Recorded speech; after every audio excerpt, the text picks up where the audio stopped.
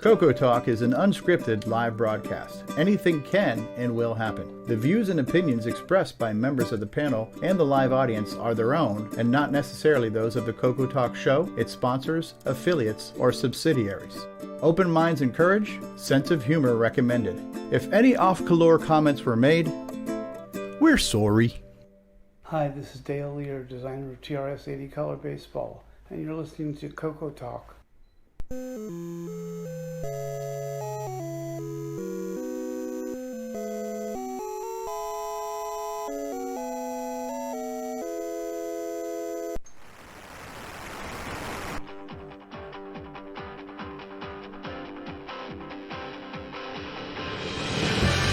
This is CoCoTALK, the world's leading live talk show featuring the Tandy Color computer. It's time to drop your socks and grab your real-time clocks, and let's rock. CoCoTALK is rocking the 8-bit world, keeping the Tandy flame alive. We may be mocked, but we'll never stop, cause CoCoTALK is rocking the 8-bit world.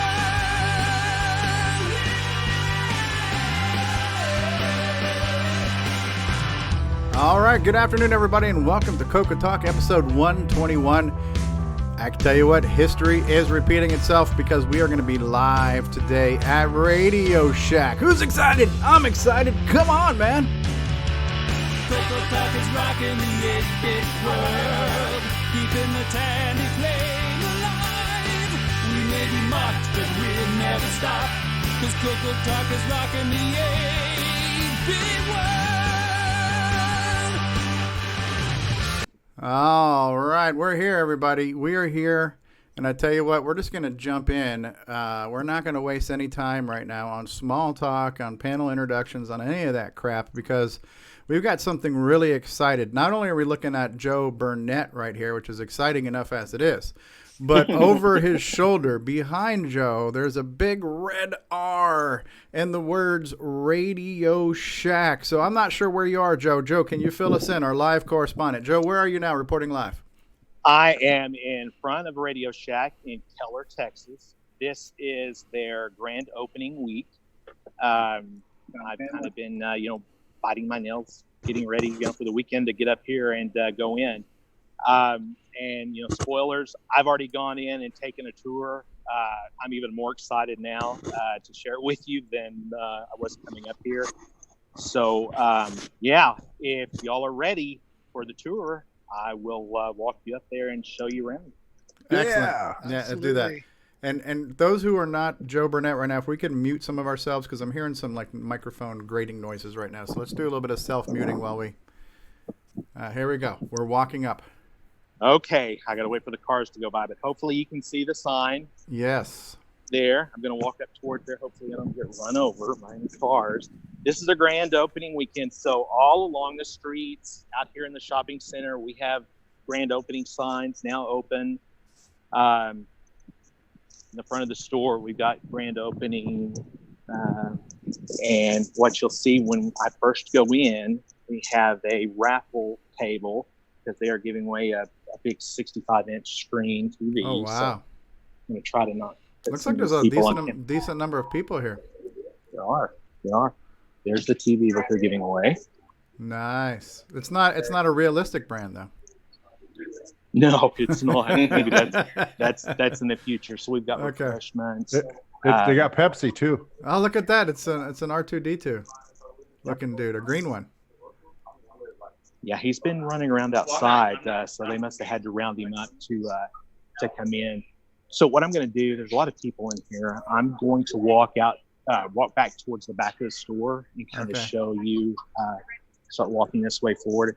And I'm trying to be as unobtrusive to the customer shopping around as possible, because of course we want them to do well. Yeah, he's going back where the Coco 3s are. But this is one of the exciting things that I found. Fuses, electronics, the 4-stem MEM books. Nice. And they're planning on bring some back. So right into that. Arduino. No. And I don't know, I posted on the Facebook group. I don't know if how many of you may have gone out and looked on the webpage that was advertising the grand opening, but they actually had a soldering station earlier this week where they were teaching people how to solder. Oh wow! Keep Curtis and I away from the soldering station. There you go. That's soldering irons. That's what Ed Snyder uses. I need one. Can you point up for me? I can do some soldering on the CoCo too. This is exciting. So it's interesting that they actually have automotive batteries, car batteries. I don't think they had that previously. I don't think so either. Yeah. And I don't want to get in trouble stepping behind the counter here, but here, this should give everyone some excitement as well. You see the Radioshack branded batteries. Nice. Yay! Yeah. Now, are they going to honor the Battery of the Month Club cards? Well, I've already asked about that, in some of the preliminary questioning, and I'll keep you in suspense. Okay, there we go. I'll let you know. So yeah, there's a lot of people in here. Does it smell like electronics in there? That's what I want to know. It smells like awesomeness. That's all I can say. Love it. Smells like victory. Smells like victory. Here is a sample of the maker gear that they have. STEM and robotics. Cool. Oh, okay. So they're very STEM and hobbyist friendly, and that is one of their goals to be. Are they going to have pies for sale? They are. Yeah. They are. And I didn't really make the grand tour earlier. I don't take those, but I know they have them. They also have Adafruit. Is this store represented online? Not the specific store, but I was told the things can be purchased on Radioshack.com. The T-shirts are available there, with the exception of the polos. You only get those in the store. They do have, let's see, walk around here. Radio Shack, we always went in and looked for our integrated circuits and sensors and things like that. So they actually do still have those. Do they have any gimme chips on any of those shelves there? I'll look. Maybe. No. Even a 6847, maybe SAM chip, salt chip. Take a look here. The nice thing is on salt chip. Everything is really well sorted, really well organized. And from the look of the prices, $1.99 for it seems like the prices are reasonable. 6309 socket. 6309 socket right there. There you go. That's fun. Bring in your CoCo to the solder station, and they'll put in a 6309 for you. You know what? These gold plated and $50 because this isn't the Radio Shack that I remember. Yeah. I don't know. I haven't had enough time to ambient light sensor. Ambient very light affordable. Sensor. Yeah, I mean the prices are good, so it's not like the old days where they were like 10 times higher than what the rest of the world was. Oh, yeah, I remember. I remember even here in Australia back in the 80s, like a single 4000 series CMOS chip was like $2 a packet. Do they have a 555 timer? Yeah, now I'm familiar with that one too. A lot of good projects. They've got 556. It looks like. Ooh. Oh, a dual timer. That's a dual 555. Dual timer. So two for one, right? Is that something you could make a real-time clock out of? Yeah, you could. I already warned him about you guys in the real-time clock. Did you really? Yeah. Yeah. I think I Application showed. precedes us. Awesome. The thing is, I had the chance to talk to the two gentlemen. I'm going to get you an on-screen interview here in a little bit with them. They've agreed to it. But they're, wire. Lots of wire. Speaker wire. Nice. Antenna wire? Intercom wire.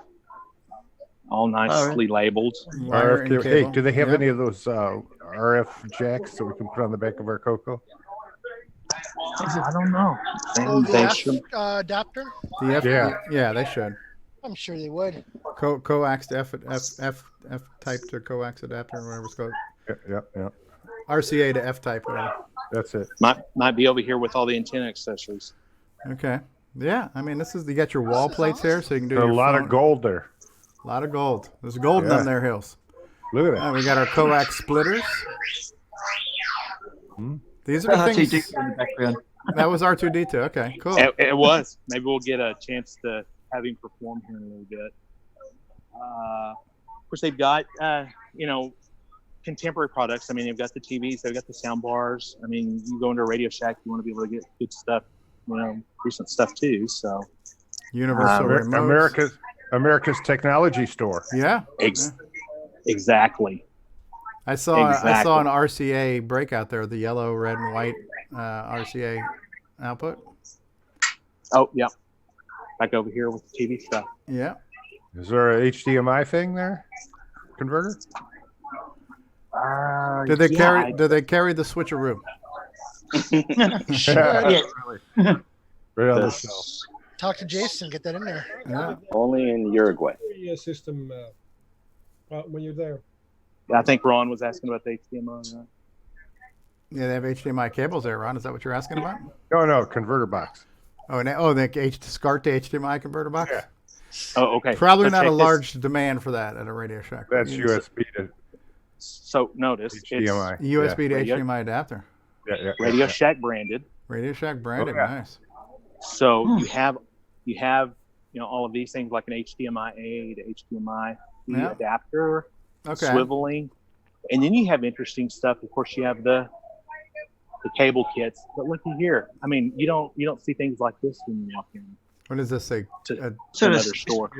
Satellite finder. Satellite finder. Is this letting you know when you turn your dish to the right angle to get the best signal or something? Yeah. I guess so. Yeah, right. Interesting. It's got a nice analog VU meter on there. Mm-hmm. Yep. That's why I thought it was an SWR meter. Ah. So they have wireless accessories as well, of course. Are there logos on those balloons? That'd be a good souvenir. Yeah. Well, now I'm not going to do something to get myself thrown out of here, of course. No. But no, Oh. I don't. But it's the official Radioshack red, though, isn't it? Yeah. There's some people over in the area here, but I'll take you over to Buds. They got buds. Headphones and earbuds. Buds. So I've already identified one thing I'm going to be buying when I walk out of here today. And I'll show you. Let's see. That is like Bluetooth speakers. Yep, Bluetooth speakers. Skull Candy headphones. Okay. A headset for CoCoTALK. Yep. Additional headphones. Nice. Yeah, Great. and lots of power options. Battery chargers. Okay. Cases for automotive batteries. Do they sell any antennas? Like on top of your house antenna? Like Is that a drone right there? This is a drone. Yep. Wow. You should have brought a CoCo with you as a joke.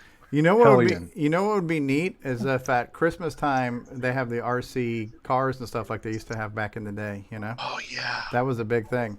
Yeah. Yeah. As long as they don't have those keyboards, those awful music keyboards. Oh, listen, it's 80s revival. You want that? You got your realistic walkie-talkie there. Yep. These are T-shirts, by the way. Ah, this is apparel. Nice. What else you got? Apparel. What else you got? Check it out. I like the polo shirts. Oh, Yeah. That's a People will Star think Trek you work red. there if you wear that. Yeah. He does. The people you're going to see interviewed wear yeah. a little bit earlier. Hey, Joe, I'm going to PayPal you some money if you can grab me one of those while you're there today. You got it. What size? I'll tell you Well, off the air. I don't want people to know how plump I am. All right. Get him a small. Get him a small. I want to see. Quadruple X. There's my shirt. You have a programmer's body. Hey, This is my one. shirt. Yeah. That's awesome. That's what I want. Oh, one of them. Yeah. And they've got plenty of them. TRS 80s in the store. I like the red polo with the white embroidery. That looks really good. It does. Now the T-shirts are available online. It says TRS 80 in the store. Yes. Yeah. Yeah. Probably the TRS only 80. place, right? Yes. That's cool. Yeah. Yep. Awesome. Stick that in front. This would be a great. This would be a great front, location for a retro computer club to meet. If you think about it. Oh yeah. Yeah. There you go. There you go. There you go. Show us your tandies. Bring on, bring out your CoCos. Come on down. This is not trash 80. Come on. No, definitely not. This is gorgeous. Well, as many of us that get online and are enthusiastic about it, can you imagine, the people who don't get online or aren't part of the community that these guys started getting the word out, that would kind of start coming out of the woodwork and then start to join us. And I wonder if Tandy Towers are for sale. I think somebody's in there. I think they're occupied. Yeah, I think they are. Bluetooth audio. Yeah. This is kind of just a survey of the store, and sorry if the phone is shaky or. Yeah, no, this is great. Do they have a bathroom in there? Yeah, I think it's in the back. Do you need a break, Ron? Ron needs a potty break already. Commercial. Yeah, I don't think I came.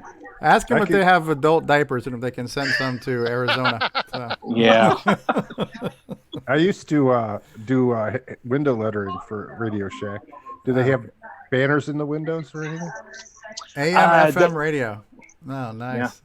Is that the old? Aha, cool. Those are good to have for transistor emergency. radios. Yeah, like in a storm, you want to be able to hear the. I have one. Those are excellent to have. Yeah, look, it's got the dial, analog dials. Yeah, that's cool. Yeah, tuning in your radio, man. You got to turn the dial. Again, Radioshack brand. Digital pocket radio. Who Very needs cool. digital? Digital's a fad. Digital's Everyone knows the largest markets. Analog tuners. Ones and zeros. Rather have Yeah, interference levels, those not old just those two. old analog 6809s were better than the digital 6809. So that you saw the drones earlier, they do have a lot of RC. Okay, they do have Equipment. RC stuff. That's cool. Mm-hmm. Yeah. Front and So- center in the window too. Yeah, and you probably can't see the signage through the It tent in the says, window. fix it here. Something here. Yep. Fix it here. Mobile device repair. Oh, they're going to do like an iFix, repair type place? Okay. Yeah. They have that on the entry. Let's see here. I think more power options. This is Brian Weasler wants to know if any of the employees were alive when the CoCo was around. Back in my day. Oh, we That's have cool. CB radios. Oh my sorry. God, CB. Good breaker. Yep.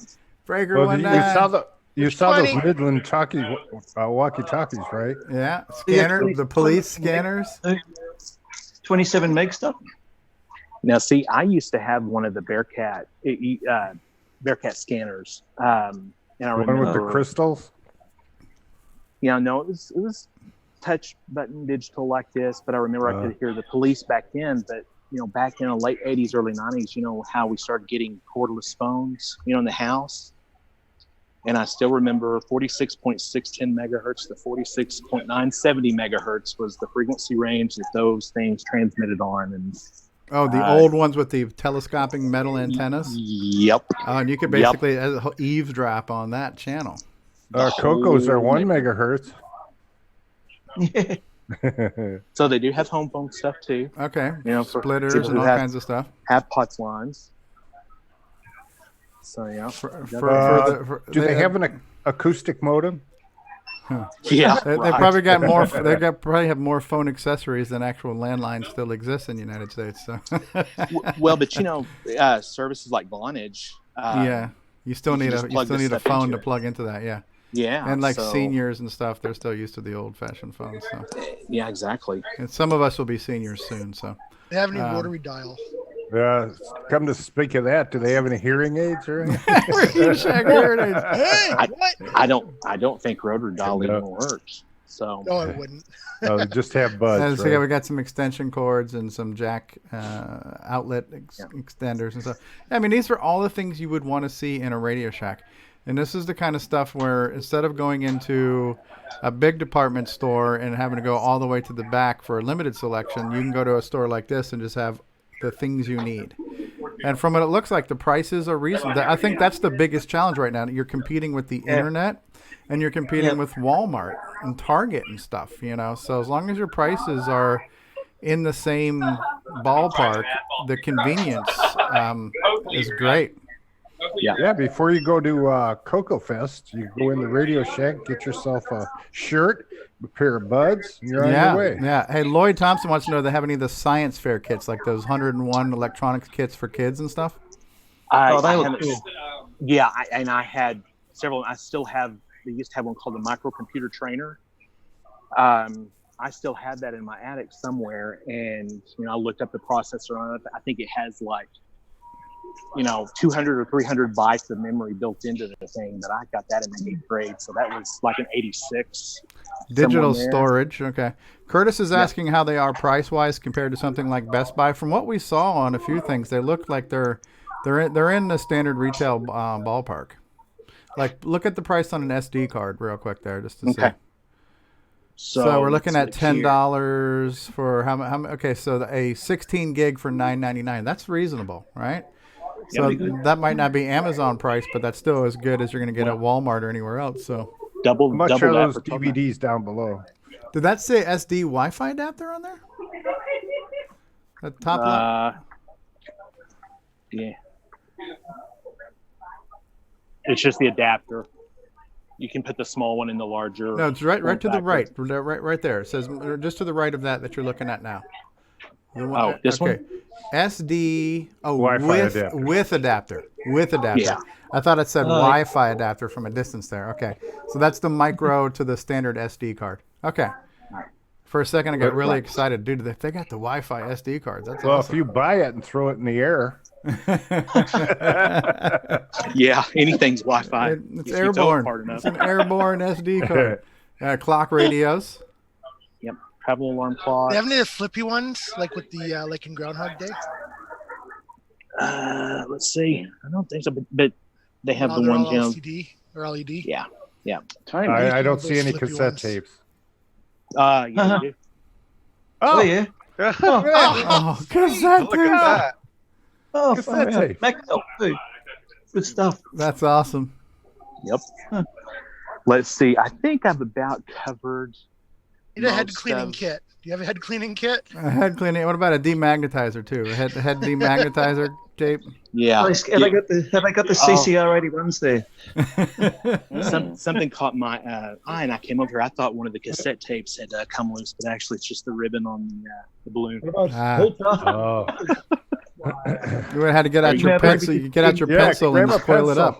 Are you guys ready? Let me show you how it's done. Let me switch over to my external speaker. Yeah, audio. let's shake down these guys. Can you guys hear me okay? We can hear you. Yeah. I don't know if I can hear you or not. 1 second. This is exciting, man. I don't know why I'm so excited just to see. No, this is awesome. I mean, these are things that it's like I probably have one of everything already in a bin here at my house, but it's still so cool to see a store full of this stuff, Yeah, absolutely. This is so exciting. I'm in geek heaven Just to right now. actually see Radio Shack alive is so cool. Oh, yes. So here in a few minutes, what I'm going to do, I'm going to go over and ask if I can get my interview. Okay. Just give them. Can you hear me okay? Yeah, give them free advice and tell them do not get into the cell phone market. Yeah. Too late. Yep. What if that's their news? We have exciting news. What if you could go back in time? Ooh. Was that a multimeter over there? Uh-oh. Mark B spotted a multimeter. Did you see one? Oh, that's a battery. That's a battery tester. Oh, battery tester. Okay. Free battery What are they checks. giving away in the bowl? That's a raffle to get a 65-inch TV or something. Oh, okay. I thought maybe they were giving away chocolate. I think they were going to give away the possessions of. chocolate Oh, look at that! I got brownies or. Take one. Take one. Wow. Take one for me on behalf I of have that white thing right there. That's a car adapter for a USB charger. Yeah. We got cookies. Oh man. Pepsi. Smell them. awesome. Pepsi's awesome. Everything we need. Automotive. So not only can you get batteries for your remotes and stuff, but you get one for your car. Hey, are they Radioshack branded? The batteries themselves? Yeah. I see a lot of red. Radio Shack, yes. Yeah, look at You have a that. Radio Shack battery in your car. How? You know what? That would match my other computer's a TRS-80 sticker you have in the back of your car. Now you've got a Radio Shack battery under the hood. I'd stop places and lift my hood. Yeah, look at me, dude. Check this out, man. Powered by Radio Shack. Powered by Radio Shack. All right, I have to drive down a test to get that. Now, I could power my telescope with one of those. hopefully the quality of those car batteries are good enough to where you don't have to be in the car battery of the month club, right? So, Are you guys ready Hopefully, for the interview? they're Yes. probably made by somebody we know. okay, interview time. Shh. Everybody, be on your best behavior. Let's act like we're a professional show here. Don't embarrass introduce him. all of you. Gentleman on the left, his name is John Lindsay. Oh, that's me. Hey guys. On your left. Yeah. And this is Kyle Thompson. Hey guys. Hey, can you hear us? Yes. We can. Yes. Thanks for letting Joe take a tour of the store. Not at all. Of course. This is really exciting for us. We grew up in Radio Shacks. We did too. We're excited as well. Yeah. We're happy you guys are excited. The more excitement we can get around the store and just the brand in general is just a win for everybody. So we're happy to. Joe can come in anytime. You guys, I know there's you mentioned there's some Australian people. There's some Canadian. You guys ever get to the Keller, Texas area? Come on in. Dallas. Yeah. Right now we have people from Australia, Canada, and Denmark on our show right now with us. Wow. Interesting. What kind of hours are you open? You were listening in the back. The Good Tandies was. We probably can't do that, but that was really funny. I like that. What's that one? That was really funny. What was funny? Show me your candies. Yeah, we're sorry about that. Is there any Tandy names in the place? I mean, does Tandy show up anywhere? Probably not, huh? It's all Radio Shack. No, it's pretty much transitioned to the Radio Shack. Yeah. The Radio Shack product. Did someone in UK own the Tandy brand? Yeah, it's Darren Grant owns. We've spoken to him. Maybe they're going to start a Tandy store in the UK. Tandy brand as well as I think Archer and a few other. Are they going to do the realistic and all that? Realistic is something that we have our eye on. Like bringing back a premium audio line. Nothing set in stone now. So how long have you guys been open right now? So this store opened April 1st. Okay. And just so you understand the dynamics, I'm the general manager for the private ownership group that owns this store and plans to own many others. I worked for Radio Shack from 2000, the year 2000 to January of 2019. I worked with Kyle closely and Steve Mornesso, the CEO of Radio Shack, and I transitioned to this program so that we kind of had I guess you could say, an insider into opening these stores. And then Kyle here still works for Radio Shack Corporation with Steve, so we partner incredibly close. So I can speak to all the store stuff, and then he can speak to the the future Radio Shack and what they can do to partner with us, and then I can speak to what we're going to do from a store perspective and that type of stuff. Sure. Yeah, I mean, it looks like you guys are on the right track with what you have on your shelves right now. You're staying close to the roots of what Radio Shack was known for. It's looking like from what we saw here that your prices are in the ballpark of what you would expect a retail outlet to have. I would imagine any brick and mortar store right now, you have to worry about Amazon, and then you have to worry about Walmart, Target, Best Buy. So as long as you're in that price point, you have the convenience of having just what we need. If we need something electronic, we don't have to walk through a huge store to get to what we need. So I think, Radio Shack in its golden days, especially in the 80s, this is what they were best known for. People came in to get the doohickey they needed, and it was right there, and it was quick and easy. And then you had people working there who spoke the same language as them. Well, what do you need this for? What are you trying to do and stuff? So that's something that's going to be harder to find in any traditional retail establishment. So hopefully some of that expertise and personal connection will be back too, right? That's what we're hoping for. And it makes it, you speak of that knowledge, like of all these parts and pieces. It's not an inherent knowledge people know all the time. That's why we have the Force Mentors to help teach. But, when you hire an employee, there's an extensive amount of training you have to go through from a store perspective. So when someone does come in and say, I need a 47 ohm resistor, they can actually take them to this drawer and find it for them. Or if they just bring in a resistor, they can read the color code. All right, I got a question. And then the pricing. And Kyle, speaks to this, but we were talking about this before. That's a never-ending game.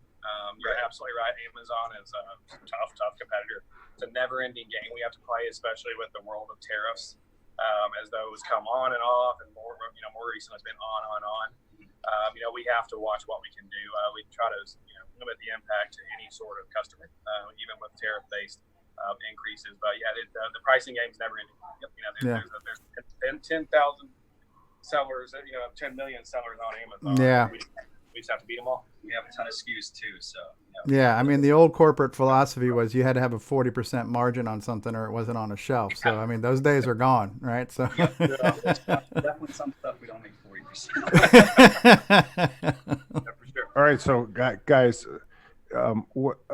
when you order your stuff into the store, does it come from places that manufacture for you? And they make other brands. We do have third-party partners. If you've been, around the store. Like, for instance, your batteries.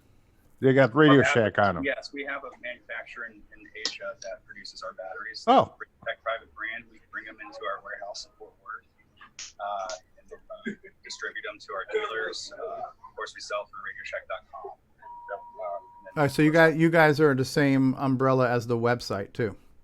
Yeah. Yes. And so in Radioshack, just to clear up, even with the 2017 bankruptcy with the restructuring, they maintained all their sourcing, all their sourcing Asia and domestic. So that purchasing team stayed around. So all these soldering irons, this type of stuff, same manufacturer, same quality, etc. Yeah. Now they did actually change to a higher quality solder. Okay. Which is fantastic solder. So the solder's available. They come out with new stuff like 1 pound spools. Yeah, and this is a SKU we brought back, for example, made in the USA. So all of our solder is sourced domestically now. Neat. Same formula as the previous SKUs too. So extensive line of solder. I think we have 17 different solder SKUs now, different sizes, different chemical makeups. But all that sourcing and all these products, it all stayed. So when you guys have trucks deliver stuff, do you still have trucks that say Radioshack on them and stuff? No, Kyle's my truck. I drive my little Chevy Cruze out here every now and then. Yeah, I'm fortunate at the store. Again, I work for Radioshack corporate. Kyle still does, so we're both in the Fort Worth area. So this store's just right down the street from the Radioshack head office. So we're fortunate that when I place an order, Kyle can bring it to me, or I can just drive by and pick it up myself. So we don't have to have massive logistics for this location. Now they do have 500 dealer locations that they do send trucks and they'll ship tablets and whatever they do. So how many stores are currently in existence? So right now, this is our first store of its kind. So of course we went from 7,500 stores at our peak in 2000, down to 1,700 with General Wireless in 2017. We shut all the corporate stores, so 0. Now we're at one of our model stores now. But what we have retained through that is our nearly 500 dealer authorized locations that sell our products as well. Some of them even carry the Radioshack brand, like a Radioshack store. So, very cool. Over there. In addition, some of you guys have probably heard about our partnership with Hobbytown locations. We have about 80 different franchisees with Hobbytown that have brought in our products, sort of in a limited capacity. A lot of our hobby-related parts, solder, accessories, that sort of stuff. And we're getting back on our feet. So obviously there's going to be holes here and there. We'll try to fill it where we can with third-party products until we get our partners in Asia shipping us stuff to read. Do you guys have a target for how many stores are coming? So on my group, they want to do multiple markets. This is the first model store. Again, partnering incredibly close with Radioshack. I think we have the assortment where we want it, and you can see it's very busy. And so they want to do 30 to 40 stores in several markets. Those markets have been identified, but they haven't been communicated communicated publicly. Okay. So as soon as I can, I'll Well, hopefully Oklahoma City will be one of them. do what? Hopefully Oklahoma City will be one of them. Oklahoma City. I mean, possibly. I'm in Phoenix. But, as soon as we can, we'll make that public. If you get back to South Florida, I'd like to put in an application myself too. I did pretty well in computer sales back in the late '80s. So, hey, are you guys Much, have they? are you guys going to start selling laptops maybe, or pads or something?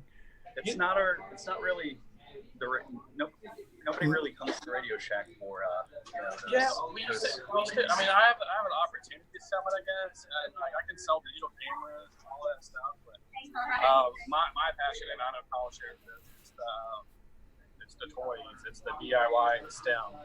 This location does a lot of on-site STEM classes. Oh, that's cool. And build your own drone classes. So we just communicate on Facebook. People like, hey, bring your kids, I'll teach you. I used to do maker fairs for the Radioshack corporate office, and I did them all over the country, teaching learning to solder and the New York, DIY drones. So I have experience with that, and so is this crew. And so we'll just bring it in. You build it's free. They build a flash drive. We teach the basics of it, teach the safety, and then they leave usually buying the kit and the soldering iron, wanting to go build something. Yeah, that's cool. Isn't there also? And next thing you know, you see that kid probably 8 years later pursuing an electrical engineering degree. Is the maker community kind of an incidental thing, or is that a focus for the stores? Are you going to be expanding that? It's a personal focus for me. Yeah, I mean, but isn't that a rising market? But for this store particularly, I have a passion for it. Kyle has a passion for it. The brand is really reconnecting with makers DIY overall, and you can see it on the website as they bring in more and more. Like you mentioned this, 1 pound solder doesn't seem like a crazy SKU, but that was requested for a long time. It just was never done until it requires a commitment to get back to this because people want that. That's regular. That's regular 60/40 solder, I guess you're selling there. Yep, just regular 60/40. Yep, so that's the Robin Core 60/40. We have 6337, silver bearing, lead free, everything. So that's great on a salad. Can I ask something? Isn't the hobbyism on the rise? Can anyone hear me? Yeah. Yeah, isn't hobbyism on the rise with our people, starting with Arduinos and all these devices that kind of getting back to the basics and building their own things rather than for sure. And we buying stuff. Isn't it a growing market really? Aren't you at the right moment right now? Isn't that very optimistic? Yep. Potential market that is growing. Hey, when people come in, what is the first thing they kind of ask you or say to you? Like, most of the time, they walk in the foyer and they say, "Wow, I've been in Radioshack a while." that's kind of what I hear, and they're usually like, "Hey, you can tell me the gist of Radioshack." I ask them if you want the 1 minute version. You want the 10 minute version. I can give you a 2 hour. Yeah. But they just give them the 30-second elevator speech, about just since 2017, what the future is. I went through the bad times, good times, bad times again, from a home office perspective. So I kind of skipped past 2014, 2017, and talk about what the brand's doing now. With the growth and Hobby Town, and it's all the really cool partnerships. This store specifically, it's like, hey, a really cool thing I didn't mention to Joe. Again, this is local to the Radioshack corporate office. It's been here for a long time. We had a ribbon cutting yesterday. We had over 40x Radioshack. I had several of my mentors come in. People that worked with Lynn Roberts, people that worked with Charles Taney himself back in Taney Towers. Wow. All sorts of. There had to have been 500 years of Radioshack experience in this building for the ribbon cutting. That was just, it was awesome to see. They have this brand that's been around since 1921. They're opening a store in 2019. And then you have people that, I can't say they're here in 1921, but some of them, it seemed close. But the support we got from the community yesterday and just around the brand overall was fantastic. So that was a long, winding story. But generally, I give the tell people, they want to know what's going on with Radioshack, and they usually be very happy knowing that we're back. I mean, the people that come in seem excited about the store. Everyone has a Radioshack store. They've been in it. If you haven't ever been in a Radioshack, then that's crazy. Yeah, I don't believe that nobody's ever been. Yeah. Hey, how did you guys find us? I mean, were you aware of us from before? So, obviously, this is General Wireless. So once we downsized, just digging around and being a part of the Radioshack groups on Facebook, sort of having our ears open, we became aware of just the Tandy movement in general. For example, we saw an event, the Tandy Assembly, coming up in Ohio. That was something really cool. I reached out to them. Of course, we did a little sponsorship with them as well. And we're sort of becoming more aware of the community and all the cool things you guys are making. You guys are still making hardware, software. Yeah, it's amazing. Yeah. Yes, we are. That's crazy. It's moving to see that sort of passion. Has any of this gone back to people who are in the corporate area there that know that there's crazy people like us? Yeah, and I know I used to do social media for Radioshack, and Kyle does it now, and that's the only reason I ever learned about this, because we're during the transition, we wanted to kind of talk about the brand a little bit. So we thought it'd be fun to do Throwback Thursdays and that type of stuff. So I started just doing research. And I was like, oh, here was when the TRS-80 launched. Here's this, and I started doing all these throwbacks. And Kyle's learned so much more about it since then. That's kind of so much. I ended up on all these old catalogs and watching all these old commercials. I'm like, I didn't even invest in. I was with the company for 18 years. I didn't even know some of that existed. So it's like the internet in general. It's a rabbit hole, right? Well, once you start one click, next thing you know, and like Kyle said, I think they're gonna they're learning more and more. It's a weird feeling researching on a TRS-80 and seeing posts from 2019 people talking about. And then you post it on the Radioshack, social media, and then you see this beautiful response. Yeah. And you're like, wow. There, we got a couple of thousand people on the CoCo Facebook group, which is amazing. I need a RAM upgrade done on my CoCo. Can I go ahead and bring that in, and you'll take care of it, or? We got a couple of questions from the people watching us live right now who are chatting in. One of the questions was from Curtis in Canada. He's saying, you have something about there's a teaching soldering booth set up on the tour. Are there plans to make teaching and or demonstrating a regular thing in the stores? Yep, for sure. Yeah, absolutely. We already do it. Yeah, we already okay. Do it. We communicate via Facebook, social media. We do it about a week in advance. We'll have sign-ups in the store as well. This is Susan, my store manager. Who, Hi, Susan. Hi, Susan. Well, come on over. She loves the art of solder, and she's just as passionate about DIY STEM as we are. Okay. We set up a table, flame retardant tablecloth. We hook up our digital soldering irons, and then we just grab some solder. We provide, again, it's free. We provide all the That's stuff. cool. We have our PCB flashlight. That's our main kit. We also do some little PCB rocket ship type thing. So we do those frequently, and then every once in a while we do the DIY drone build a kit. Do you have anything like the old science fair 101 electronics home kits that kids to build their own circuits and lights and switches and stuff? So it's on a list. Okay. That we plan on. That would be cool. Dipping our toes in the water. We have an Arduino, I guess, could be a. Yep, we have an puzzle. We have a few robotics kits. Putting together your own Arduino-powered robot driving around. Do you do Raspberry Pi stuff? Not Raspberry Pi yet.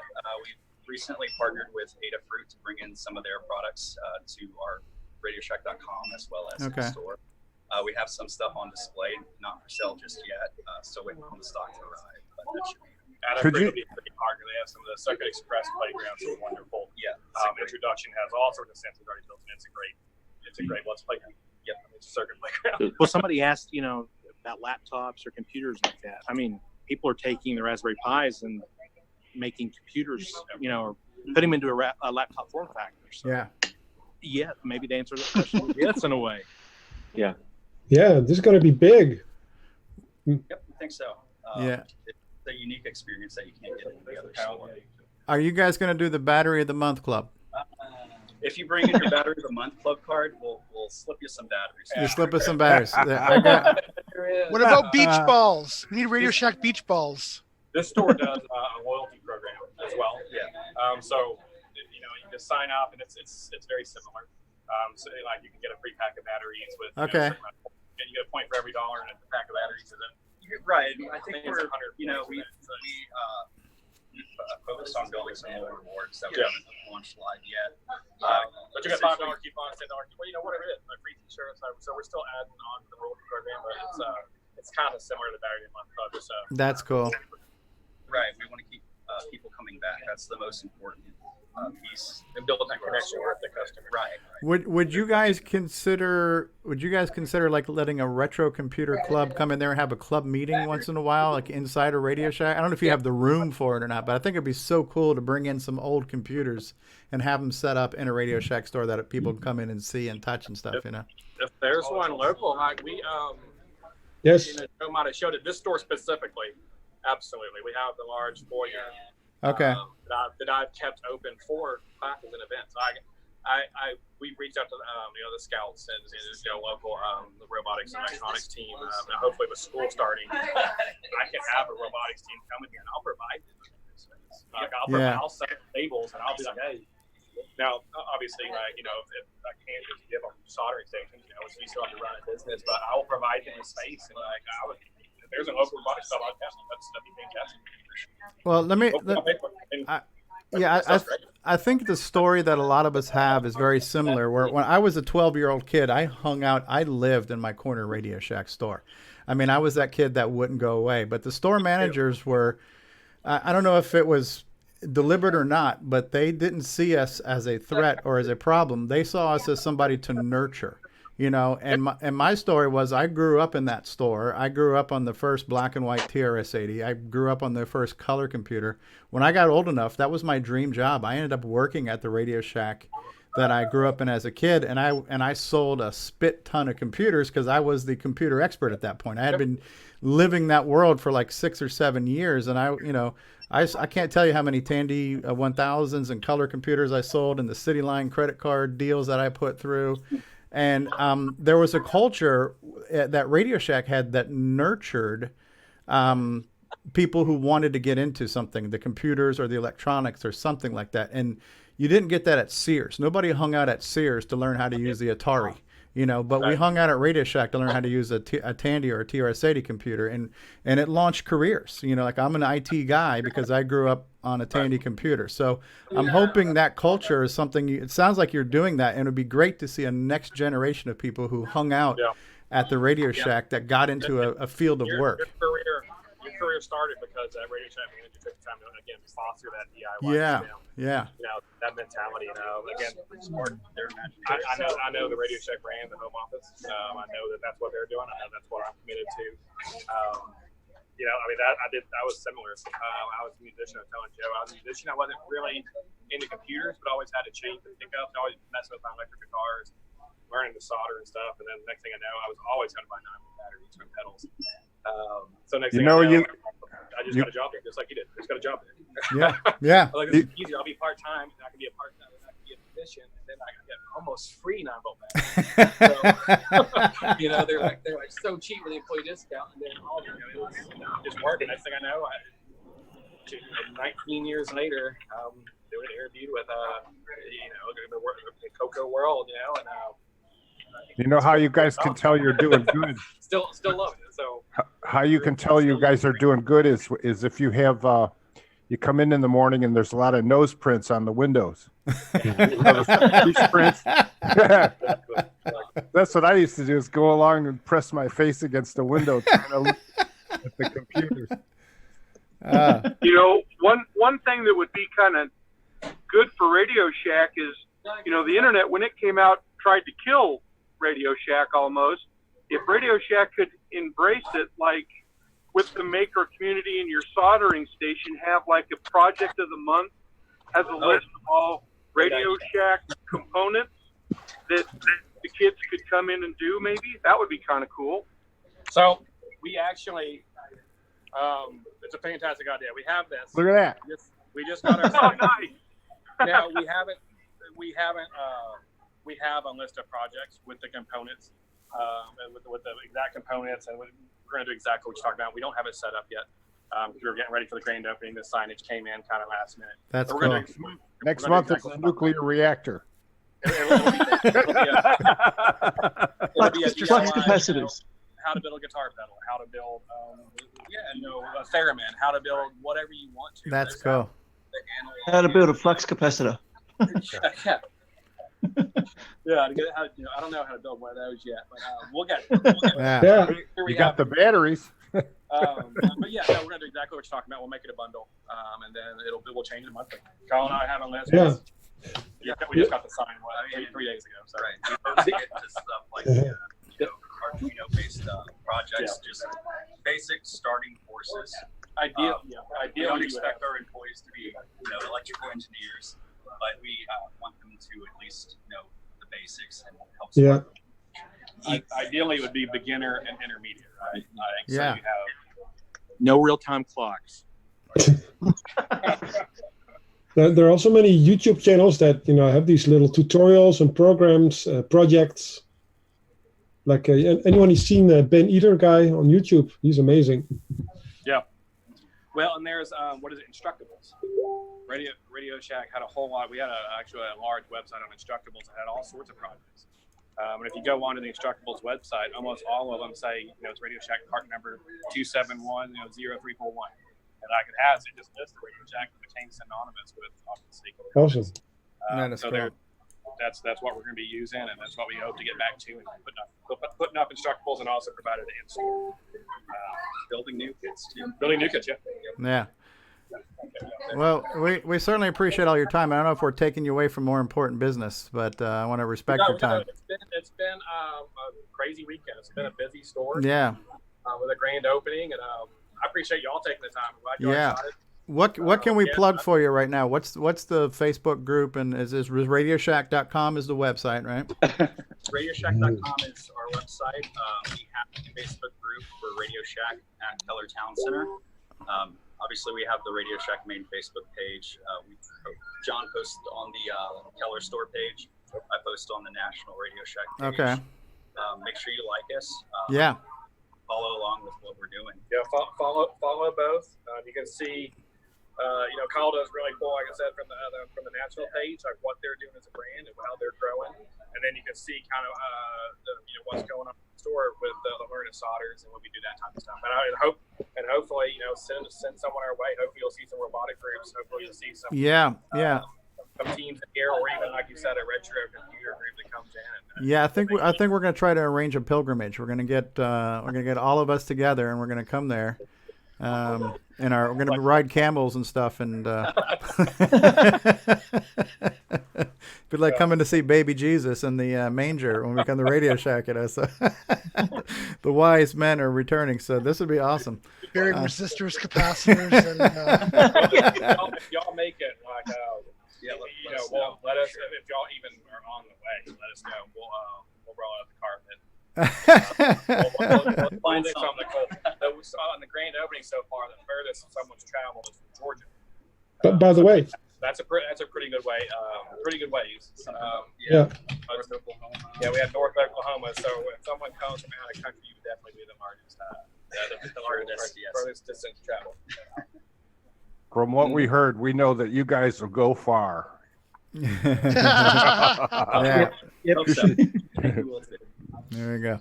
Yeah, Well, you should reach out to the 8-bit guy. He's also on YouTube, and he's in Texas also. Yeah, Dave Murray, the 8-bit guy, is in Texas. Dave Murray, yeah. Area. You should do an episode on this. With LGR. Oh, excellent. I hope you got a chance to reach out to him. I don't have a contact for 8-bit guy. He was on here a few weeks ago. We have a contact for him. We're not as big as those guys you mentioned. We're really small and insignificant, but we can definitely still reach out.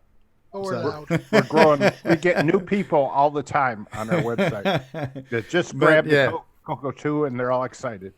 Yeah, I mean, we focus mostly on the color computer, and it was the underdog machine of the 80s. Of all the 8-bit computers, the Tandy CoCo was the underdog. So, Are you guys familiar with the CoCo at all?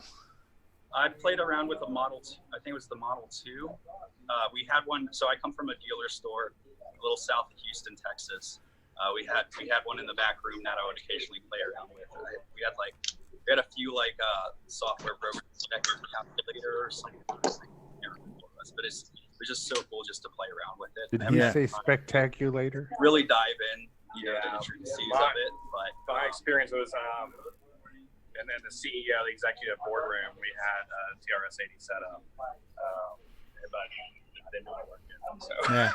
Well, I think you guys are doing the right thing. You're focused on what you're good at and what people need. You're not trying to spread yourself too thin and provide a little bit of everything. It seems like you definitely this is the focus Radio Shack should have maintained all along. And I think when they started to become a cell phone store and an everything store, is when the things started probably falling apart. So I mean, I wish you guys, all of us wish you guys nothing but the best success. We've all grown up on Radio Shack. We wish Radio Shack didn't go away. We're glad you're back. We hope, and honestly, it's almost better to have a small, gradual, organic growth than try to spread out to 500 stores. And, I'm sure the shareholders don't want to hear that. But as far as the long-term success, you don't want to get too big too fast, One step at a time. Yeah. But even if it was one store, if you guys just survived, it's really hard to survive in a physical location nowadays with the internet and everything else. So we got it. The one thing I found as an electronics guy, building and designing electronics projects and whatnot, is you can buy a lot of the stuff online, but it's always a bit of a gamble online. Whereas, the one thing I like about, we've got a local store here called JCar Electronics in Australia. I don't know if you're familiar with JCar at all, but it's sort of along similar lines to what Radio Shack was here as well. But when you go into one of these stores and you buy components from the store, you're getting something that's going to work. You're not getting a dodgy component or something that's going to be a fake transistor. Responsibly sourced product, consistent. Well, and sometimes you run into, I've seen this online. It's you roll with 500 resistors. I mean, you may have used 2 in your life without a specific, ohm rating. You definitely don't need to roll with 500, so it's just wasteful. It's easy to get a pack 5. You use 2. That's a specific project, and then you have 3 extra, but you don't have 498 extra. Exactly. And walk to the store and grab the ones you need. Grab the ones you need, build your project. That's exactly what I said. Yeah. Well, I think if they open another store sometime, they can come on again in a different place or something. Yeah, we would love to be able to help be part of any new grand opening you have in a new building. Absolutely. Yeah. We'll follow the group. See like the Facebook page, and hopefully, and we have we have our correspondent here with you, so so Joe can stay in touch with you guys, and that'd be great. Yeah, I want to come out and see the store as soon as I can, because like I say, I grew up in Miami, and my neighborhood Radio Shack store was where I hung out when I wasn't at school. I was hanging out in Radio Shack. It was my heaven. It was my utopia. So.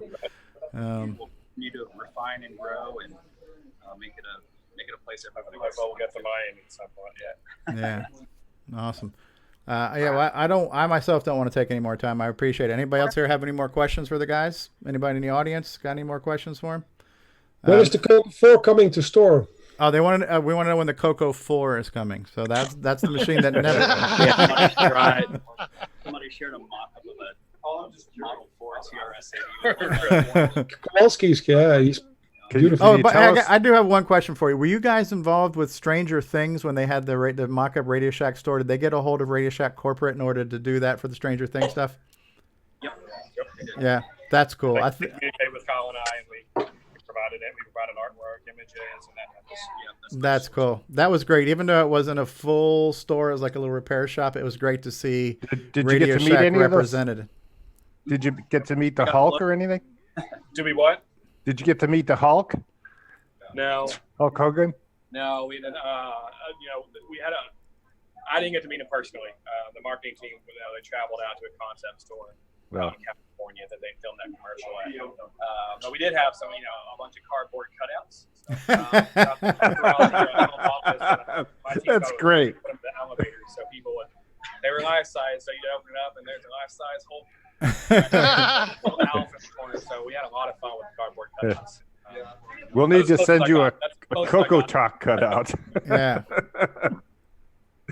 Yeah, Joe, get some shirt sizes for these guys too. We'll send them some of our shirts, and I want to get some of your polo shirts. Those things look nice. This is a trade. This is actually the only location to get the polos because this is what I put together for the store uniform. So okay. Yeah, get us some sizes, and we'll get you figured out. Give me a size, Steve. All right, all right. Everybody, close your ears for 1 second. But I'm a 3X. So. Yeah. Black or red? I want red. Okay. Yeah, that looks good. I like that. Thanks, guys. Should get a tier. Oh, what's that, Nick? Nick in Australia? No, they should find a TRS 80 Model 1 and have that in the window. Just on display, just a bit of nostalgia in the window for anyone passing by. We actually, Carl and I, again, you guys have great ideas. I feel like we could have built a store together. We want to, we need to get some credenzas.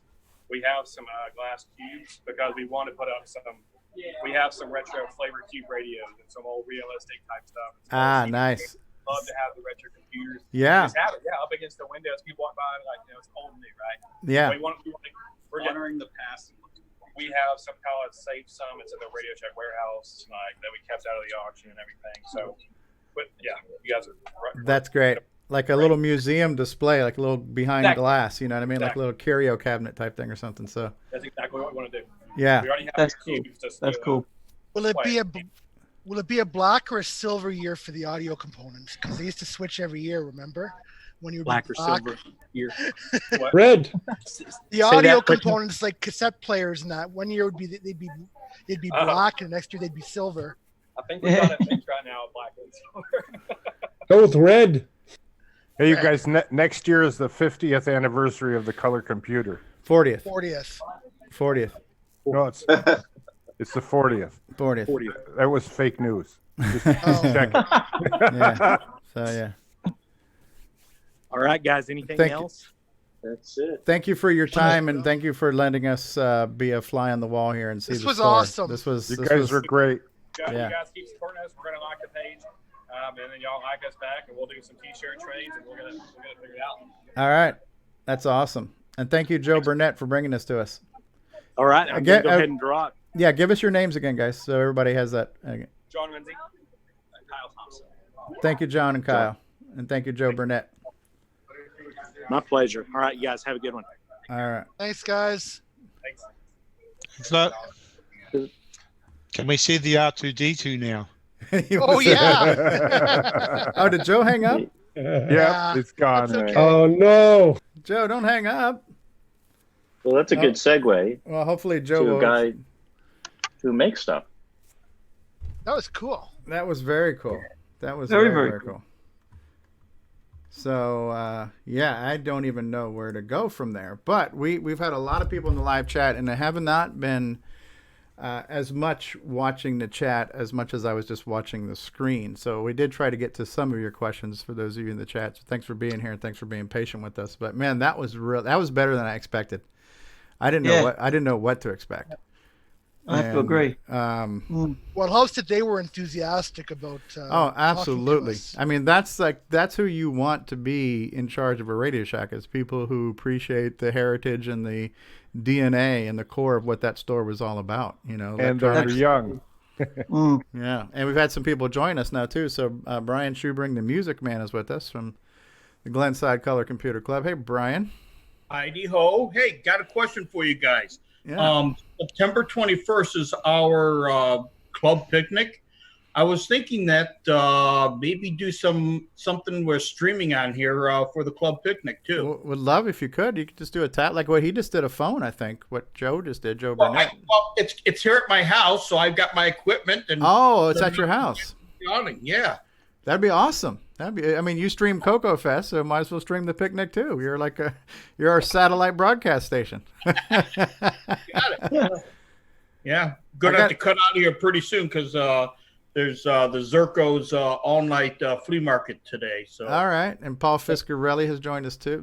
I tell you what, I have like butterflies in my stomach. I got like goosebumps for me, and this is embarrassing to say, but that was really exciting for me to see that store. I don't know why. It's almost like, when you think it's like you lost a loved one and somehow they're back. I mean, it's like when you thought something was gone from history and it has returned. Well, it's part of the whole CoCo story. Yeah.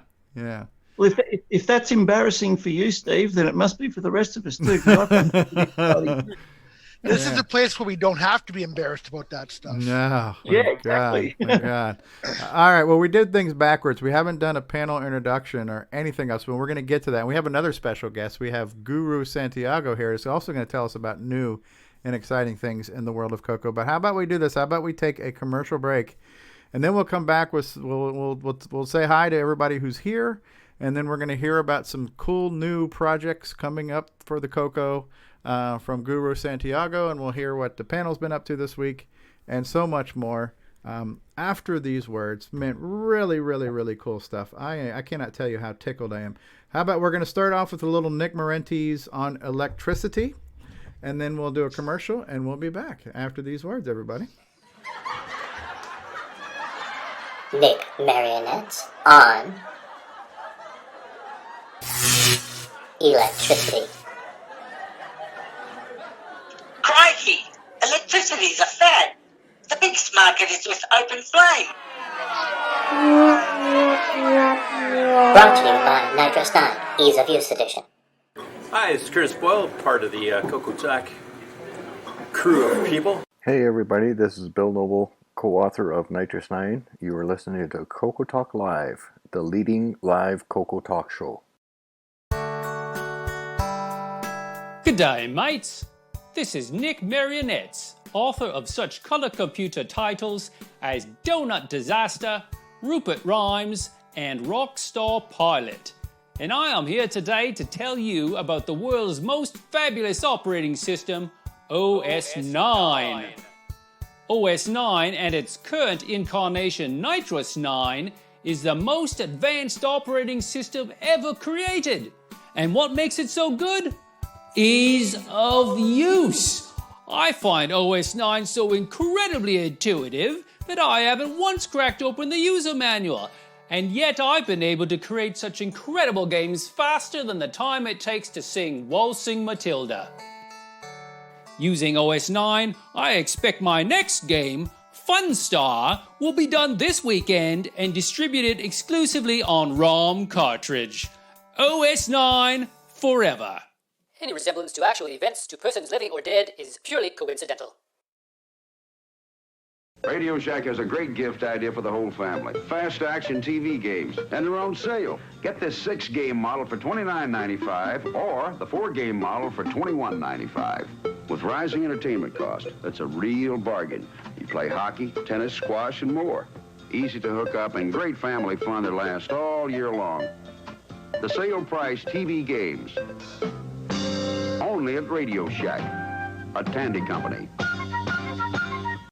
Hi there, this is Mark Overholzer, and you're watching CoCoTALK, the world's leading weekly talk show where you can join in. Hey, come watch us and see what's happening in the world of CoCo.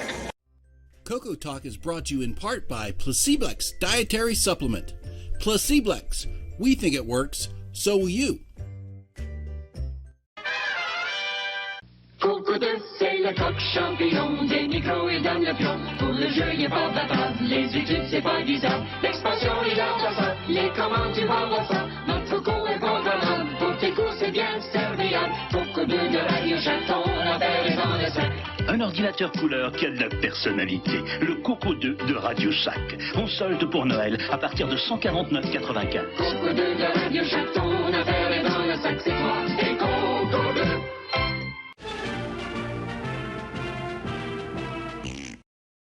Hello, this is Grant Leedy with CoCoTALK. Got your CoCo 3 yet? From the makers of the Switcheroo.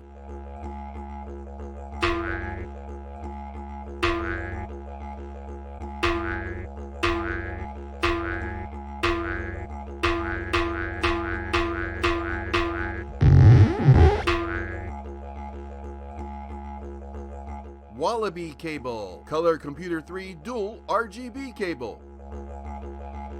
Get yours today at cocoman.biz. Fletcher, I don't need that report tomorrow. Great, JT. I need it tonight.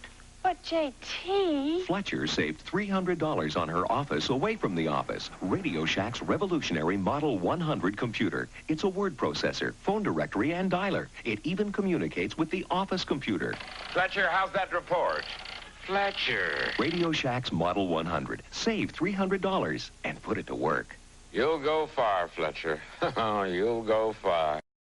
We now return you to CoCoTALK. All right, we're back. Fletcher has gone far. I wonder if Fletcher's working at the new Radioshack store. We'll have to wait and see when we take our trip out there. Oh, wow. So we've got a great panel with us today. And Rob, we missed you last week when we were doing our VCF West wrap-up show, but it was good to hear from Mark D. Overholzer kind of getting the whole summary on the event. And thanks for what you did. Yeah, no, it was a lot of fun. I think Mark covered it pretty well. I did put together some photos that we can share, later in the broadcast. And if there's some of the stuff you've probably already seen, and some of it you haven't, including I did take some photos and video of the PDP-1 down permanent facility, and the IBM 1401 permanent installation, which I don't think you saw on CoCoTALK. Okay, that would be very cool. So, but yeah, I don't really have anything to add. Just it was just, exciting. I think the only thing I'm disappointed at, I heard Glenn Dahlgren is in the area and didn't know about the event. So From maybe Systems. Yeah, I think maybe in the future we've got to do a little bit of a geographic kind of circle and go, okay, who lives around this area that might have wanted to stop by. But other than that, we'll just talk about the photos later. I've got a whole bunch of questions for Guru Santiago. I'm really excited to have him here. And anyway, just I'm recovered from the. I had 5 days of conferences in a row because I went from VCF West to a work conference. So wow. It was a long week. But I'm back on the CoCo beat and got a whole bunch of stuff to talk about later. Yeah, it's been, and I can't thank you guys enough for what you did. You did an amazing job at VCF West. And these past 3 or 4 weeks, we've had all of this live coverage. We had VCF West live coverage. We just now had Radioshack live coverage. It's amazing how much of this bonus content we're getting from the community, and everybody's reaching out with these events and contributing. It's really exciting, and thank you so much for doing that. It made for a great show. Not only did it help us have a good show with CoCoTALK, I think we did a good job representing the VCF event for those who have not seen it. So hopefully those who wanted to be there, who couldn't, enjoyed seeing it virtually, and maybe some people who were on the fence about going in the future, maybe they'll get off the pot and come next year. So and I'm excited to be on the other side for VCF Midwest. So hoping to help out remotely and to be on the broadcast while everyone else is there. Yeah. It'll be a team effort. Excellent. And David O'Connor, the star of last week's show with his CoCo Does the Moog and everything else and his cool music. How you doing this week, David O'Connor? Pretty good, actually. It's 4:45 in the morning here in Adelaide in South Australia. So it's crikey. Yeah. Good to be back on the show again, and got a few updates for later on when we talk about updates and projects that we've been working on. So I've got a little bit to share about following on from last week's episode. So. Excellent. And Ron Delvaux from Arizona. Yes. And Ron's asking all the good questions. Ron's always got a good question to ask. And how are you doing this week, Ron Delvaux? Oh, pretty good. A lot better than last week when my back was out. But things are good. We're all recovered. And you're wearing. I see we have a lot of Radioshack shirts being proudly worn today on our Radioshack Live episode. Good job, Ron. Good job, Mark B. Nick Marotta from Canada. How's it going, eh? It's going really well, thank you. This was I very much enjoyed that first hour. That was so cool. Yeah, and you guys had regular Radioshack stores in Canada, right? They were called Radioshack, and they Radioshack. Yep. It was there was something about Intertan being a company. I'm not sure what that was about, but That was our a Radio spin-off Shack- from Radioshack. But our Radio Shacks were genuine Radio Shacks, just like you guys had. Okay. Excellent. We're glad to have you here. And all the way from Denmark, we have once again, Fedor is back with us. Yeah. How are you, Fedor? And we did hear you, and I think he heard you too when you were asking your questions about the kind of the DIY movement. So Sure. I think they heard you. And Okay, cool. I think they responded to you. So Yeah. No, I think it's exciting actually. I live in Denmark nowadays, but I grew up in Holland, and they had the Tandy stores. So I'm still hoping those Brits who own the Tandy brand, maybe they're going to set something up. I don't know. yeah, man, we're glad you're here. Yeah. Did you Glad to have be here. Did you have Radio Shack? Were there Radio Shack stores in Europe or UK or Well- anything, or was it more of a Tandy brand? Yeah, well, store? as I said, it was Tandy. The brand was Tandy. Yeah, it was Okay. Tandy, but not in Denmark. No, Okay. Yeah, Tandy were mostly in Germany, in France, Belgium, the Netherlands, or Holland, and but they were, and also in UK, but they in Australia also. But they were branded Tandy over there. I don't know why they chose for the Tandy brand, but it worked. So, Okay. Yeah, so I grew up with a Tandy store in our own town, and but fun memories. And was it like a multi-purpose electronic store too, with cables and adapters and connectors? Yeah. Yeah, with computers and stuff. Yeah. Excellent. And hobby. I still have got some brochures. Actually, I think I copied some, put them on the Facebook page. I scanned some of them in. Okay. Some original Tandy Dutch Tandy brochures. Yeah. Very cool. Very cool. Mark Bosley made it back. Welcome back, Yep. Mark B. Yeah, back for a little while. I'll have to leave a little later. But Did you see any of the store as we're Yeah, in I our think virtual tour? I think I missed about 10 minutes of it. And I wish Joe about the didn't rest. hang. I wish Joe didn't hang up. Hopefully, Joe Burnett, if you're still out there, please jump back on Zoom. We want you back, whether or not you're in the store or not. But we didn't want you to necessarily hang up. I felt bad. I felt like I was holding those guys prisoner, so I was trying to be conscientious of their time and their other responsibilities to the store and their customers. But I hope Joe Burnett calls back, and I can't thank Joe enough for organizing this, doing that. So what'd you think of the store, Mark? Did you like it? Yeah. I'll have to take a pilgrimage down there. Yeah, you're closer, Oklahoma. How long of a drive would that be for you? Probably about 4 hours. Okay, that's worth making. That's worth making the trek, right? So that's I'll have to look it up where it is. I think it's it's in the Dallas area, isn't it? Okay. So about 4 hours from here. Yeah. Terry Steggy driving through the nation. How are you, Terry? Hey guys, how's it going? Good. Stegen. That was awesome to see. I'm very excited.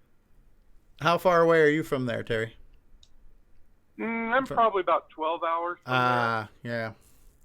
But yeah. if you're heading, let me know. I'll go there. Yeah, the biggest problem for me is getting out of Florida.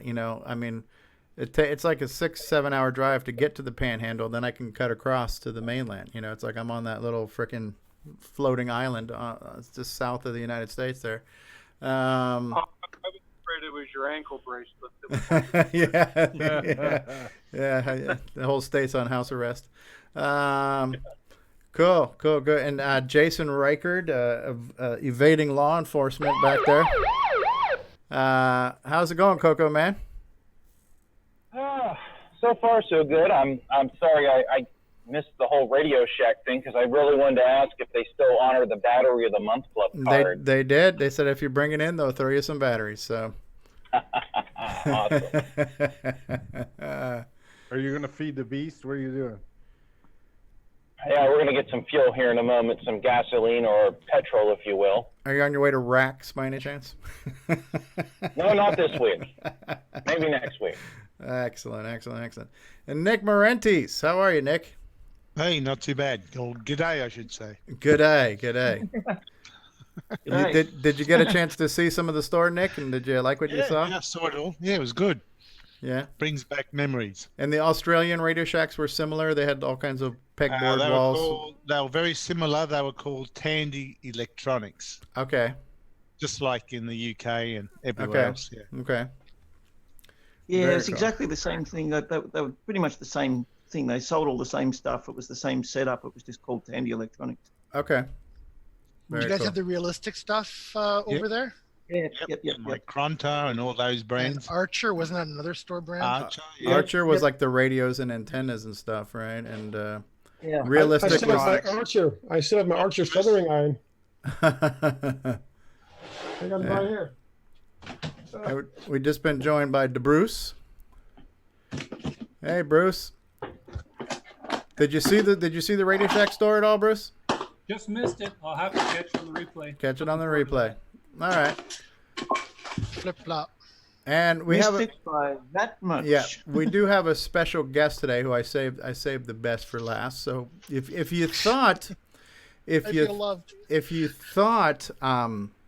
Radioshack store was good, it gets even gooder because we now have Guru Santiago with us, and Guru is going to talk to us about one of Nick Marenti's favorite topics is CoCo hardware, and so Guru, and thanks for being here, Guru, and Rob Inman for inviting you, and thanks for being a willing participant here on our train wreck of a show. So we have the spotlight on you. Do you want to tell us a little bit about your background and then tell us about your current projects you're doing right now in the world of retro? Sure. My name's Carlos Santiago. I go by the handle of Guru Santiago. A few years back, I started a little company called Electronics is Fun to kind of build projects, electronics projects, and things that you could connect up to old retro computers. But I really started out many years back when the color computer first came out. I was finishing up with some school and doing electronics and industrial electronics and computers, and I got involved with microcomputers, and the Radioshack color computer was coming out, and so I got one of the first ones that came out in the Miami area. I lived in Fort Lauderdale, and a buddy of mine was a Radioshack salesman, so he and I drove down there to pick up a brand new shiny color computer, 4K with regular basic, and that night we spent all night tinkering with the computer, and we wired up an add-in board to plug into the cartridge slot because we thought we wanted more memory. And of course that lasted for a couple of days, and then we decided we were going to tear into the computer and upgrade it even more. Eventually I got extended basic for the color computer. I upgraded from the 4K to 16K. And then later on, I did the old Frank Hogg mod to my computer to get it up to 64K. Designed my own disk controller, hooked up a couple of disk drives, played around with OS 9, level 1, and I moved on to the CoCo 3. I never owned a CoCo 2, but on the CoCo 3, I went ahead and I jumped into OS 9 level 2, learned a little bit about that. And so that was my start with the color computer. But for the last 40 or so years, I've been involved in developing computer hardware, both for mini computers, embedded products, and the PC. So if you guys had ever heard of a company called Boca Research, I used to develop I/O cards for them. Neat. Graphics cards. Also did some sound and modem products while I was there, some IDE controllers, some multi-IO controllers, and then from there that kind of catapulted me into the PC industry. So I've worked, I started my career working on mini computers that launched the space shuttle, and then I moved on to supercomputers and working for a company called Gould that developed some high-end super mini computers that were used for simulation. They were used for graphics rendering and real-time processing. So a lot of the machines that I worked on way back, eventually those technologies got integrated down into what we see today in our in our modern PCs. So I've been involved with PCs now since probably around the mid 80s, maybe late 80s, in developing hardware at different capacities, from add-in cards to motherboards. I've worked for Compaq, I've worked for AMD and Intel, and recently I've been working for Dell. And I've since changed careers from developing hardware to developing software. So right now my day job has me developing tools and applications along with drivers for Dell. Wow. That's currently what I'm doing. That's an impressive impressive backstory there. So and somehow you still managed to make things for retro systems, even though you're not working in the modern world.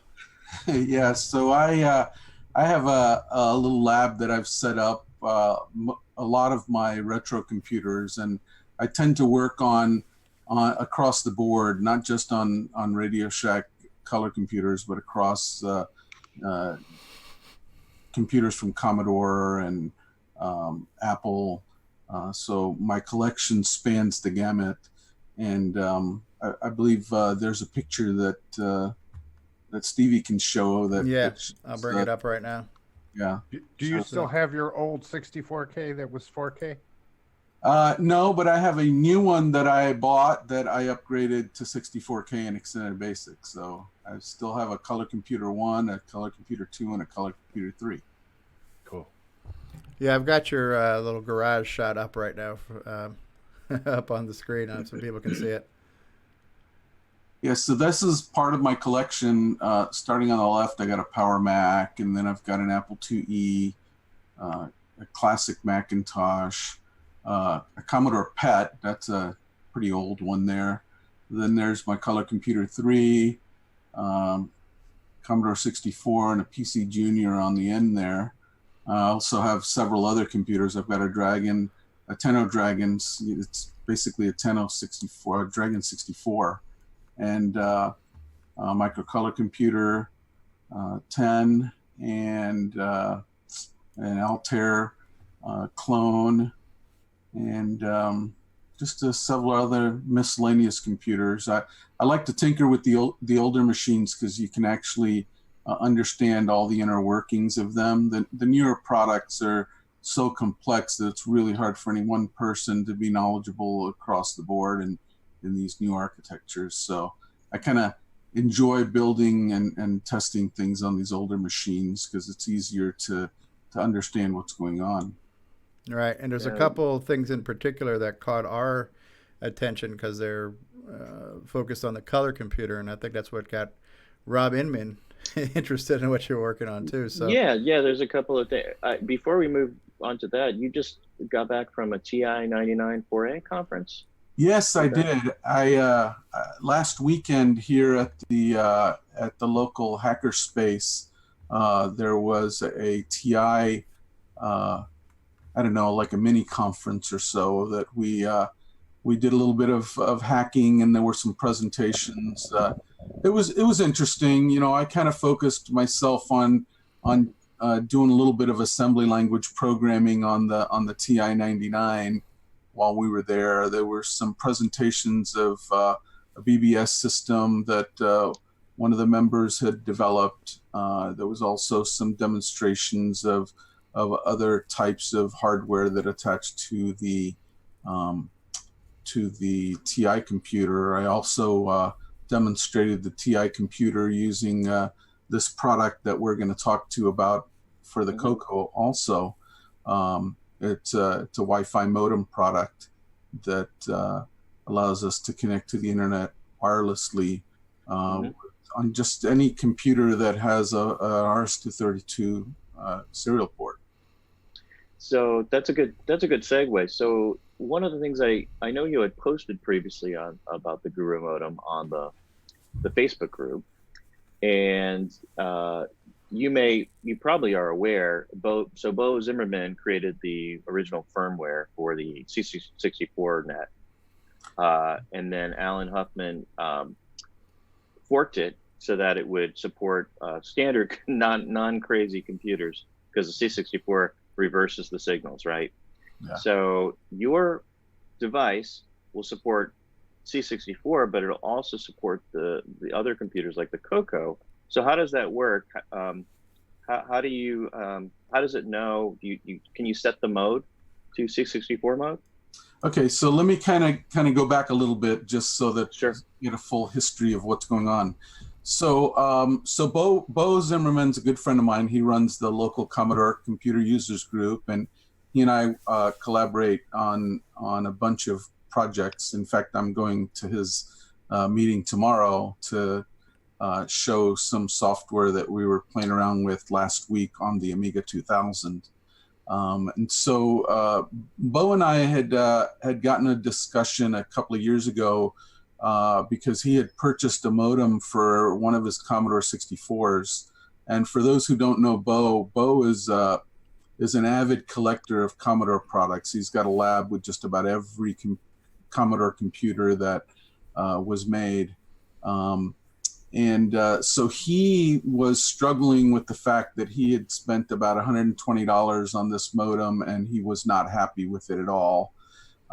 Also, he wasn't happy with the fact that when he tried to ask questions or get information about the modem, the guy who developed it really wasn't forthcoming in supporting him and providing him with what he needed. So I looked at what it was that he was using, and it turns out that this modem was kind of I don't know. I would say it was not your average design in that it used a module that had an integrated Arduino with a display, and then it had some activity to the user port on the Commodore 64, but it just wasn't. It didn't seem like he had designed it completely. He had just found this module and kind of wired it together and kind of got it to work. So I spoke with Bo, and we decided that we'd work on trying to create a better version of that modem that Commodore users would be able to use. And that became a thing called the C64net. And that I don't know if Stevie can show this, but I have it opened up here on this. You can share it if you want. I can share this. Okay, so I'm going to share this, and I'm going to share this. And so this, can you guys see that? Yep. Certainly can.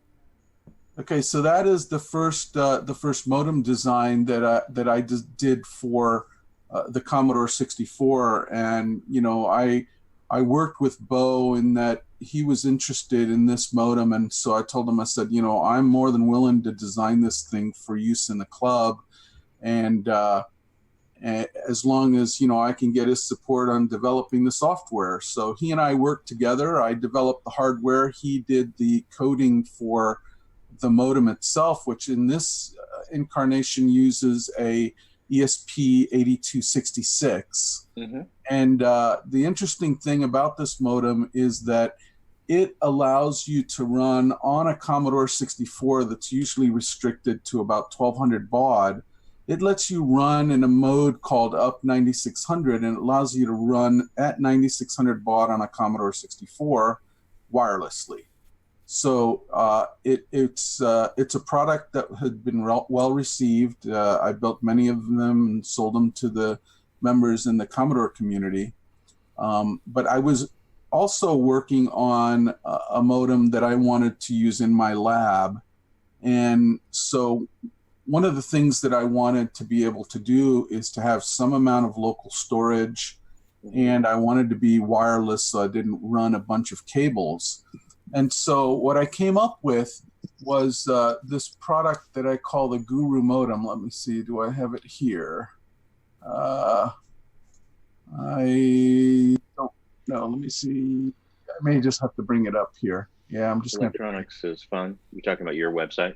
Yeah, I got a bunch of open windows here, so I'm just going to go to my website.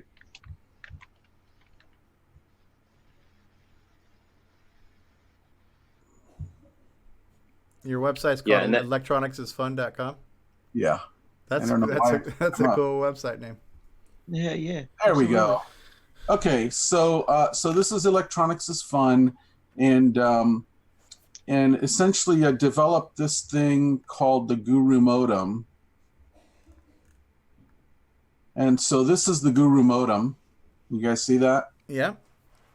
So essentially what I decided to do was to develop a modem that I could use across all these different platforms.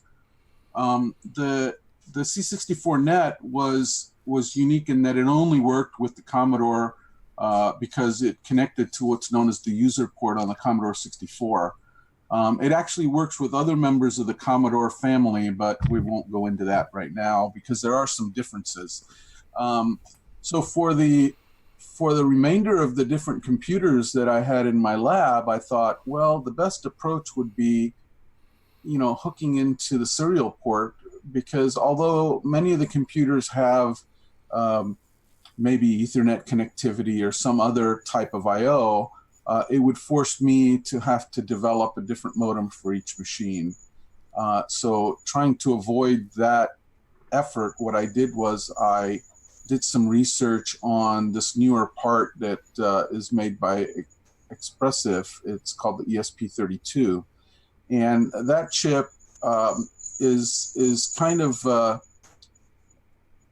big brother to the ESP8266 in that it has multiple processors and it is still Wi-Fi, but also has more I/O. And so that allowed me to develop this modem where I have full serial and modem control on the port. So the serial port on this modem has all the signals that you'd find on a standard 9-pin PC serial modem. So it has everything that's needed to support modem communications out to the internet. And in addition to that, I added an SD card interface so that I could store some data right on the modem. And so my friend Bo Zimmerman developed a shell that runs within the modem that allows you to access that SD card in almost like a DOS or Linux shell kind of an environment. And in addition to all the things you would expect from a modem, which is, send and receive and do communications in different protocols like X modem and Z modem, within the shell, it also has the ability of talking to other machines through Telnet using FTP.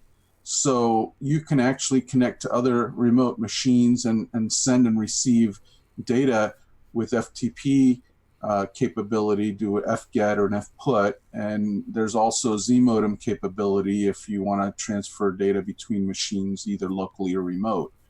So this modem itself gives you the capability of putting just about any computer that has a serial port onto the internet, and even the color computer.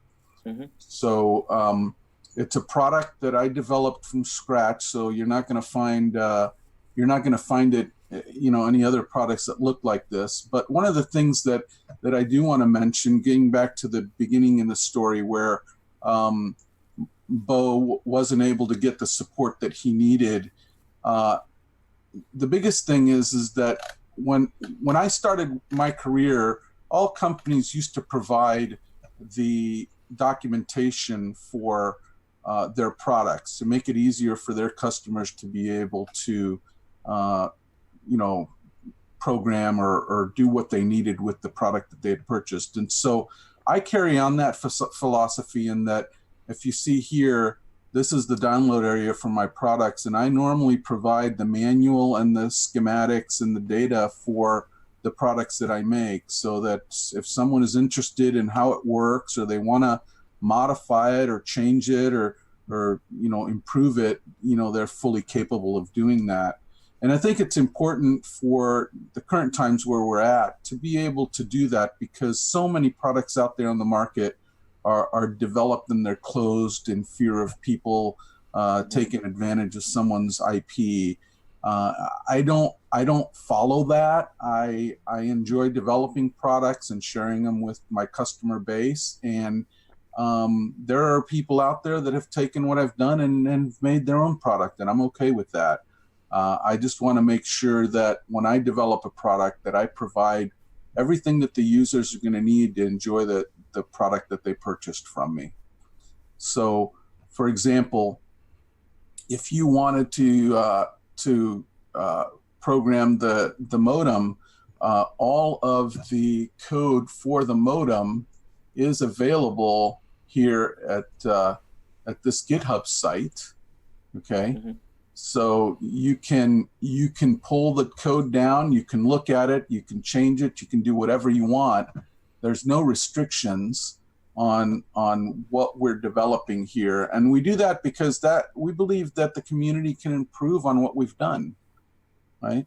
So with the Guru modem, along with the other products that I show here, we are in that same situation. So if you look here at Bo's website, coffeemud.net, you can see that he's got all of this information here that's accessible for the C64 modem. And as I showed you before on my site, you have access to all of the documentation and the schematics if you need them. Additionally, you can go to GitHub and you can pull down the firmware for these products also, and not have to worry about the fact that, wow, if I find a bug and I want to try to fix it, I can't, and I got to wait for someone else to deal with it. So I think it's a good approach for the community. It helps everyone out. I essentially do this because I really enjoy the hobby, and I think there are other people out there that'll enjoy it also.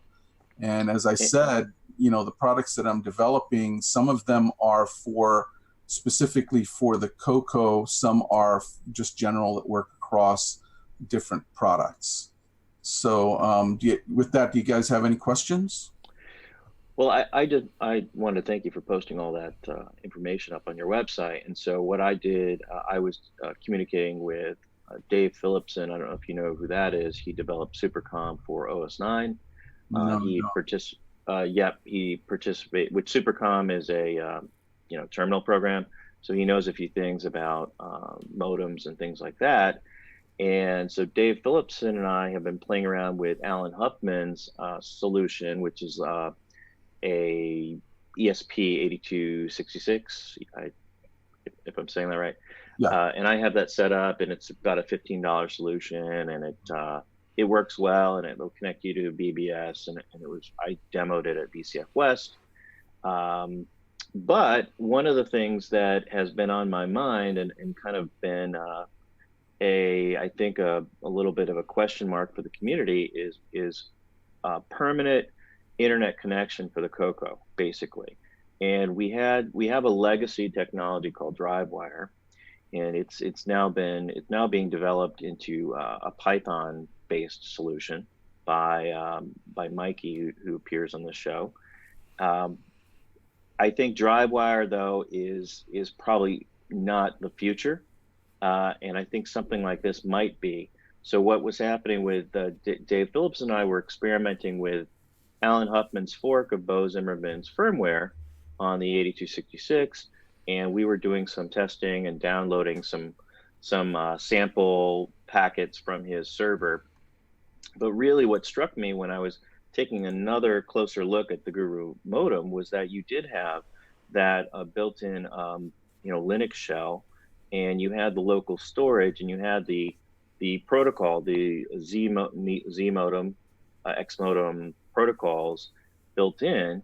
And so, and you being a Commodore guy know that the Amigas and for example, can go on AmiNet and just download stuff directly, right? They don't have to go through a PC or transfer files. So in the future, what we're thinking is that a CoCo could connect to the Color Computer Archive and just simply download whatever you needed off the Color Computer Archive, and not have to deal with DriveWire, and not have to transfer your SD card out of your CoCo SDC into your computer, and basically kind of a more permanent solution. And so I posted your manual, and it was very much what Dave and I were talking about, trying to get the previous kind of 8266 solution up to where we wanted to go with it.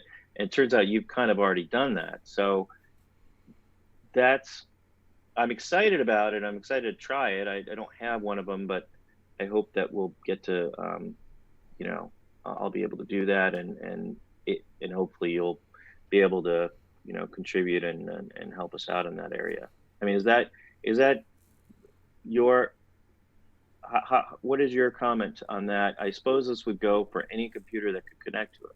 So whatever you have, TI-99, and you want to download stuff, you can now do that with the Guru modem. Right. So currently, so certain computers don't have an RS-232 port standard. So for example, I connected to the TI computer using a thing called a Nano PEB, which adds extra memory and an RS-232 port. On the color computer, I currently don't have a serial expansion pack, but I did build a cable. So I'll show you here. Hold on. I'm going to move you guys over here. Don't get dizzy. So hopefully you can see here, there's the Guru modem, and there's just a cable that I built connecting it to the bitbanger port. Yep. And I've been able to get that that port to communicate up to 9600 baud on the color computer bitbanger port using Sockmaster's Twilight term. I don't have a serial cart, so I haven't been able to test it at any higher speed, but I have run it at speeds as high as 230.4 kbaud on the Power Mac. And so I know that it'll do what you're trying to do with the color computer. And as I said, the firmware is available. And I think that if there's changes that are required, that can be done to provide additional features. One of the things that I was kind of wondering is that it seemed that somehow DriveWire, I'm not sure if they're running at 115 2K baud, but they're running at some higher speed, and I'm not sure what they're doing to do that yet. So my intent was to kind of look at that and try to figure out what they're doing over that bitbanger port to get the speed that they're getting, and maybe be able to incorporate something there to get other speeds on the bitbanger port. I think they are running at that speed, is Bruce talking, and aren't they just running the CPU at high speed, the high speed poke to get that that extra speed out of it? Anybody know? I don't know. We could ask. We could certainly ask Mikey, who's yeah. That's my vague recollection that DriveWire must run in the high speed mode on the CoCo 3. Yes, and that's how it gets that high baud rate. So that there may be some code that could be added here to do that, because the modem is quite capable of running at those higher speeds. I have a double question for you about how that storage works. Is this like centralized storage where this can become a server for your entire network of retro machines, or is it a per machine storage? Okay, so my plan was that, back in the day, all I had was a 300 baud modem, and I was like, wow, I'd have to turn my computer on, start a download, go to sleep, wait till the next day to have the file. Right? And so I thought, wow, if I had something intermediary that could move the data for me, then the computer wouldn't have to do that. And then whenever I download it onto the local storage, it would come down really quick. And then at my leisure, I could pull it off of that storage to use it and maybe copy it to floppy or somewhere else. So the thought was, let's give this thing some amount of storage capability locally. And then if we were to talk between any of my classic computers and my server, I could FTP data back and forth, because it would run at the speed of moving data from the SD card out through the wireless. The computer wouldn't have to be involved. So the intent is that I can send data back and forth from any of my classic computers to this server using FTP and not worry about having to load up a BBS or do some strange things to get the data moved around. Now, that's the minimum that I'm doing. You can do way more than that if you want to spend a little time developing some software. And that's what I figured people would do, is to take what's already been created in the Guru modem and then take it a step further where they could, use the facilities of Telnet and FTP and be able to do some higher level stuff that would make it really useful across the board. Interesting. Right. You could use that like as a hub for a NAS setup where you had, like, say, a central PC case with a bunch of hard drives in it, or just one drive. And you have, like you said, Stevie, have all your CoCo 1s, CoCo 2s, CoCo 3s, or whatever connected to this central hub, and then just pull whatever you want off it at any time, even locally. Yeah, that's the intent. But another thing opens up beyond that, and that is that now, since everyone is connected wirelessly, it's not unfeasible that you could develop, say, games or other software where you could play across different machines, right? Yeah. So you could have a game that ran on a CoCo that you can play against someone that's on an Apple computer or on a TI computer or whatever it might be, because it's just a wireless conduit for them to communicate. There's nothing special that each of these computers needs to understand. So I think there's a lot of potential for doing this kind of thing. And unfortunately, a lot of the collectors that are out there kind of stick to just their own one type of computer. But I'm seeing more and more people collecting across the spectrum of different computers. And this is kind of an equalizer for those kinds of people that want to be able to connect wirelessly, either to different BBSs or amongst their computers or amongst a local machine that they set up. Yeah, that's very cool. I was thinking about Errata Online. Are you familiar with that? The Thomas Cherryhones project with the.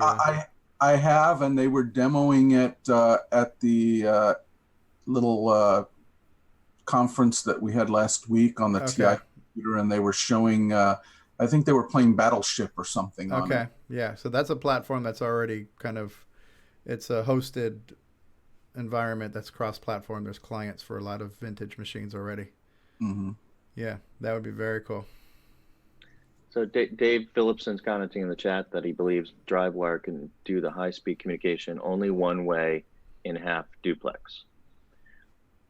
So, but to your point, you could potentially have a legacy technology like DriveWire where the Guru modem talks to DriveWire. So it could be both cover that need for those people who use DriveWire, and also have a modern connection. So if you had 8 vintage machines, all 8 of them would need their own Guru modems, right, in order to talk to each other. Correct, and that's what I've done in my little lab. Is I've got one on each of the machines. But the fact that they are all wireless means you're not running. What is the sticker price on the modem? The modem itself is $69.99. No, it's not bad. I kind of build a bunch of them and I put them out on eBay for sale. Okay. Anyone's interested can purchase them through that avenue. There's an interesting. Oh, sorry to cut you off. I wanted to mention the Roger Taylor has a software called NetMate. I don't know if you've heard of that. No, I haven't. It supports the Mega Mini MPI's high-speed UART serial ports. Mm-hmm. And so this product combined with NetMate and the Mega Mini, and you've got, you're in business at the high speed level, and you should be able to support those higher speeds. Yeah, that's the first thing I thought about when you were mentioning that. I've got the Mega Mini MPI right beside me here, right there. And I was just looking at the side of it, and I thought that port on the side of that would be a perfect application. So that board has sound and it has 2 serial ports on it, right? Is that what it has? Yep. Okay. Yeah, it would just require some software. I mean, fact that, and I don't know, does that have RS-232 level signaling, or is it just TTL? Well, the software is created. It's NetMate. It supports those ports already. I don't know the difference between those two types of serial ports, but I can get that for you. Yes. The exact. So the fact is that normal 16550 is what's being put in the chat by Curtis. It's Really? got a UART chip on it, so it's a hardware based. Yeah. Right, but the fact is that the 16550, if it's going to connect to a standard RS-232 port, it must do what's known as level shifting, where it takes the TTL level signals that come out of that UART and converts them to signals that are between 3 and 12 volts positive and -3, -12 volts. And there's an adapter. I think there's an adapter you plug into it. You buy that from Ed as well. Okay. Yeah, I've got here's my other. I've got two of these. I don't know if you guys can see that there. There's the connector on the back. So if you have that adapter that converts the levels, then the Guru modem will work. You'll just connect it up and it should work. The connector is a standard definition for what's known as a DCE device. So when you connect to it, you would connect to it just like you connected to any other modem back in the day. And the distinction there is that the computer is normally a DTE, data terminal equipment, and when you go from data terminal equipment to data communications equipment, the transmit and receive are swapped already internally on the data communications equipment, so the pins go straight through. It's just a straight through cable. So as long as you follow those standards, you should be able to connect up to that interface and get the Guru modem working with a very small amount of effort. So you're basically talking about like TTL to CMOS sort of levels, are you? Or no. What happens is the RS-232 standard, because the expectation is you would be running cable, say, up to 25 feet away. They did this signaling where on the TTL side, a low is called a space and a high is called a mark. So when you go through RS-232, a mark becomes a voltage that's between -3 and +12 volts, and a space becomes a voltage that is between +3 and +12 volts, and that's called RS-232. And signaling standard. And it's a bipolar voltage, yeah. Okay. Yeah, so it converts the voltages for you. And if you have one of those serial packs that plug into the color computer, it actually has a couple of chips in there called the 1488 and the 1489 that do that function for you. So it may very well work just right now out of the box. So we'll show this to Ed Snyder. Yeah, I mean, as long as it's a standard RS-232 interface, it should work.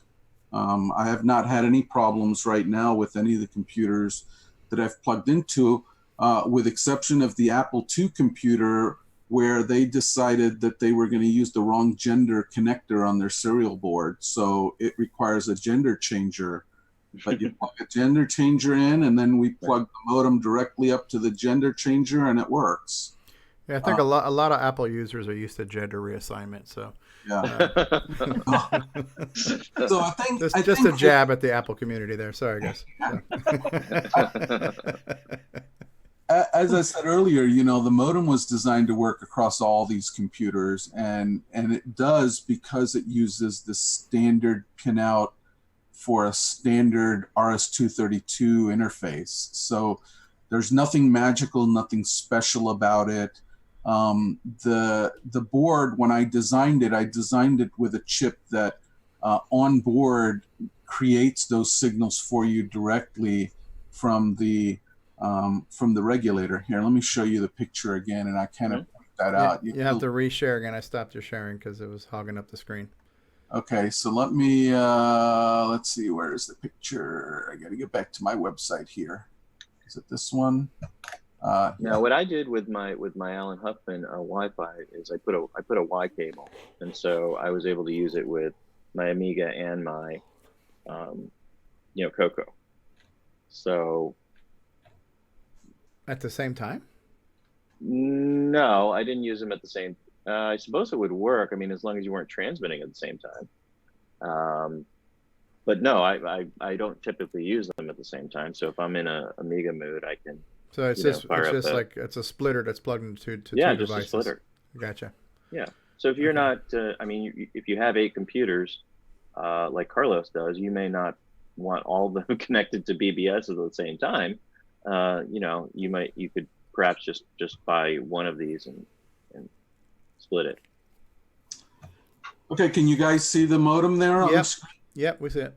Okay, so I'm going to give you a little tour of the modem so that you get an idea of what it is. So on the left there is that 25-pin RS-232 connector, and I could have gone to a 9-pin, but I felt that most of the older computers were running 25-pin connectors. It wasn't until the PC became prevalent that they switched over to the 9-pin. So that's why it's a 25-pin. Okay, to the right of that connector, you're going to see at the top, you're going to see that shiny metal chip there. That's the ESP32. It's essentially a system on a chip with Wi-Fi. And also, and this is something that I don't normally broadcast, but it also has built-in Bluetooth capability. Although it's not enabled right now, it would be left to the community to decide whether they wanted to use Bluetooth. I couldn't figure out a good reason to use Bluetooth on it, but it's there. Okay.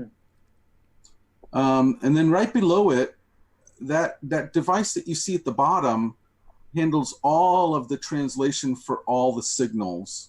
Okay. And so it takes in the TTL signals from the ESP32, and it converts them to the RS-232 levels.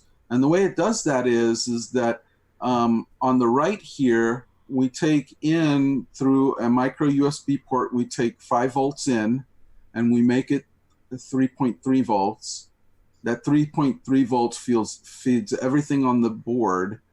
And inside this device that's here, there's a thing called a charge pump, and it takes the input of 3.3 volts and it generates a signal that's somewhere in the range of plus and minus 5 volts.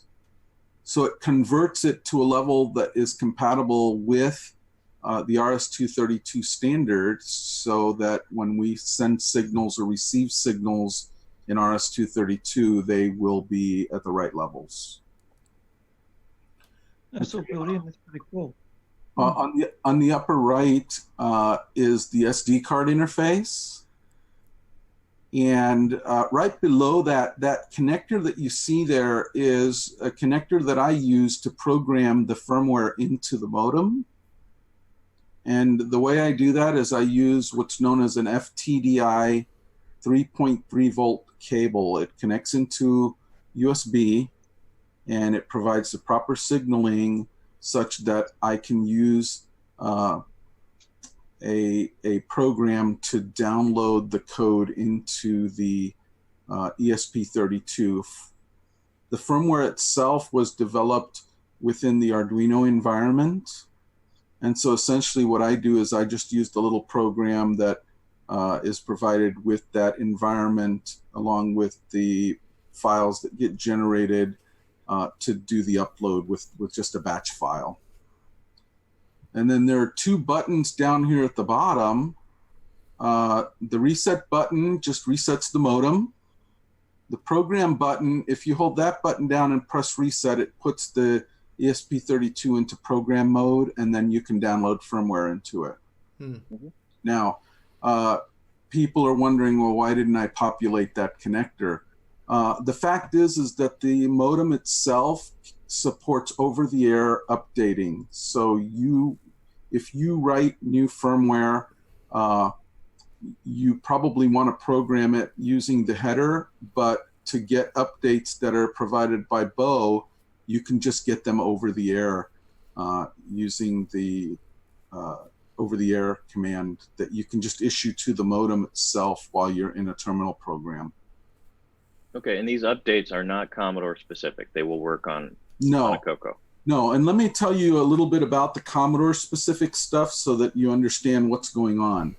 So the Commodore itself supports, well, let's go back. Most computers support what's known as ASCII. You guys are familiar with ASCII? Oh, yeah. Yep. Okay, so ASCII kind of only defines like the first 128 characters for text and for control and non-printable characters.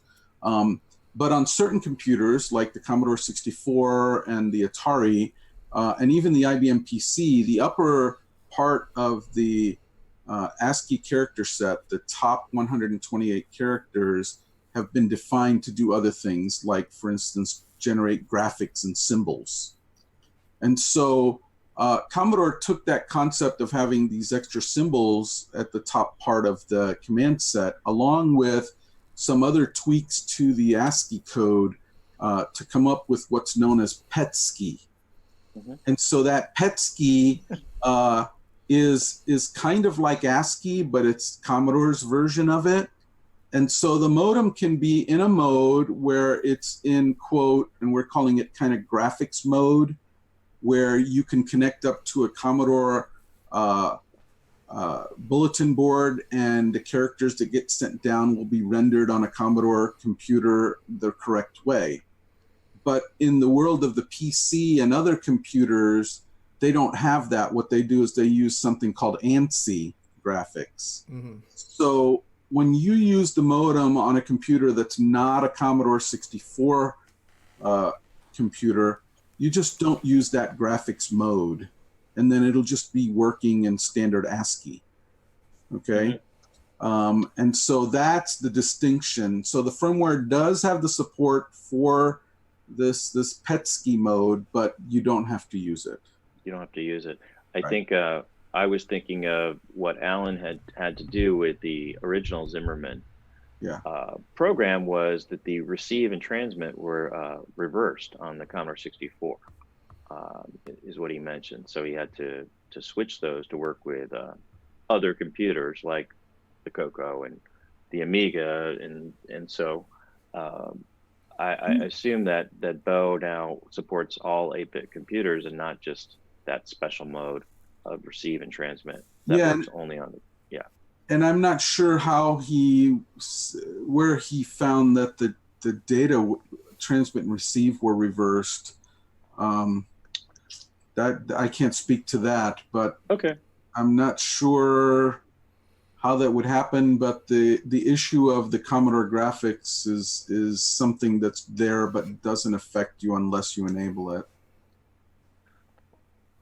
Sure. Well, it looks like, today you can get a Guru modem and you can get it up and running on the Bitbanger up to 9600 using Twilight terms. So it's usable right now. In terms of the high speed, it looks like, according to Dave Phillipson in the chat, that there will need to be a shifter circuitry. Ed Snyder will have to introduce that in a future module because the Mega Mini UARTs are 5-volt TTL. Not RS-232. So, well, there is a counterpart to the chip that I used here, that is the part that would be on the computer side. Okay, so essentially it works the same way as this chip, but it does the conversion in the opposite direction. So if he is interested in that, he can, get in touch with me, and I can tell him what he might need to do. But there is an equivalent chip so that he could use just a single chip for each port, along with extra capacitors that are there to get it working.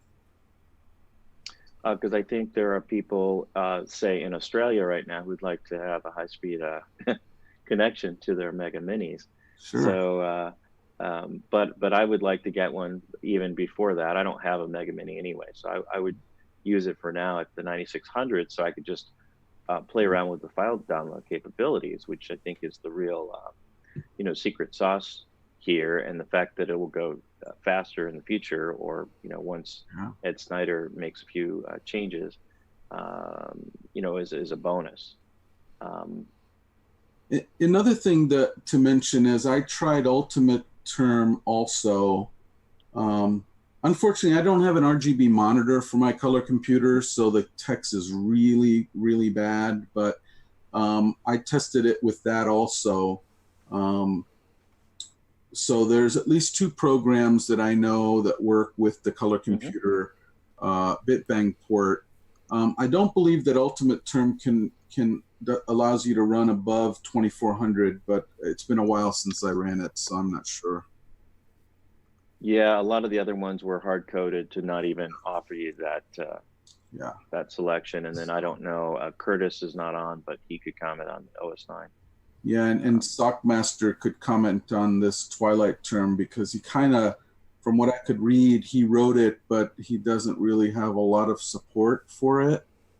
So I don't. Yeah, he didn't remember. I had a question for him last week or the week before, and he didn't remember the answer. So it's been a while since he's looked at that. Yeah, so he plays a lot mileage of Donkey Kong. Right. Yeah. I got a question.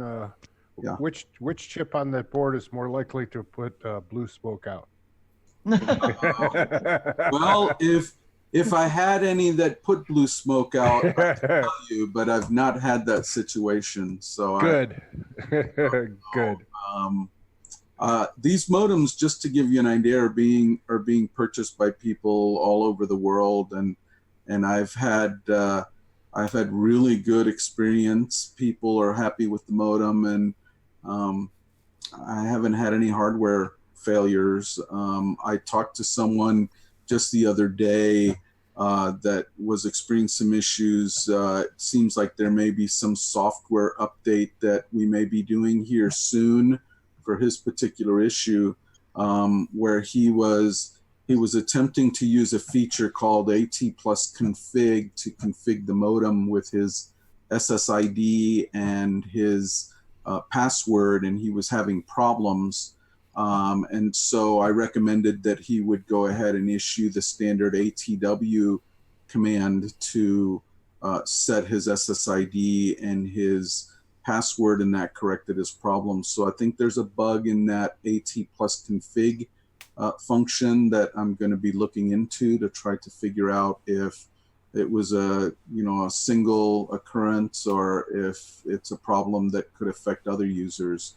In any case, I have replaced his modem, sent him a brand new one, and he's happy now that he's able to connect.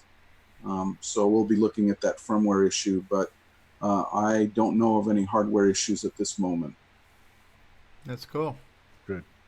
So I don't know if anyone else has any questions. Certainly, we can open it up for any additional questions. I did. My heart stopped though when I was on your site, because I was interested in this file transfer capability, and then you dropped a little bomb in the middle of your webpage saying "coming soon," and I was like, oh. First of all, I'll read it, and you can show it on the screen if you want. But it says new products are on the horizon for the color computer. The sprite engine will give the CoCo 256 sprites, 256 colors per sprite, stereo sound generated by 64 voices. It will be based on the Gameduino Arduino Shield. I am also developing an extender card for the CoCo that will plug into the cartridge slot and provide 2 connectors for cartridges and a 40-pin header for connecting a logic analyzer. And you say, think about it like a Y cable. So, what can you tell it? That's a whole lot to unpack here. Okay, so you should see on your screen right now a schematic. I don't know how clear that is for you guys. Yeah, I can see it. Can you see it? Yeah. Okay. No? Yeah, we see it. Yeah. Okay. Very clear. All right, so this is the initial design. I still got some other things I'm going to be doing here, but for right now, the design itself requires a couple of things. Okay, so first of all, I want to show you something here. So this I don't know if I got to share this again. Bear with me, I'm learning to use this Zoom software and I'm not sure how to switch from one screen to the other for sharing.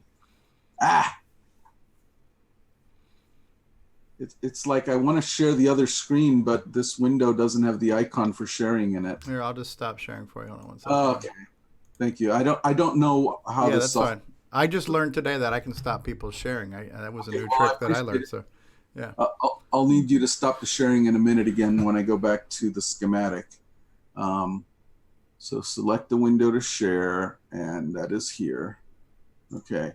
All right. So what you're seeing now is you're seeing a page for a thing called the game Duino, and this is a product that I used to sell a few years back.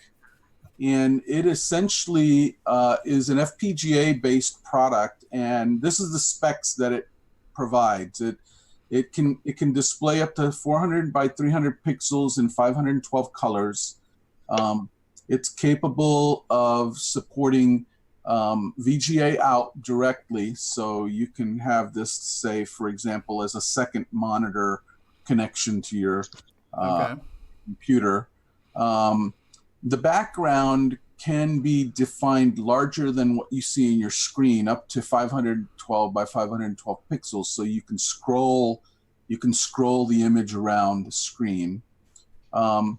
It supports up to 256 characters, each with independent palette color. And the important thing is down here, each sprite that it supports can be 16 by 16 pixels with per pixel transparency, and you can use up to 256 colors per sprite.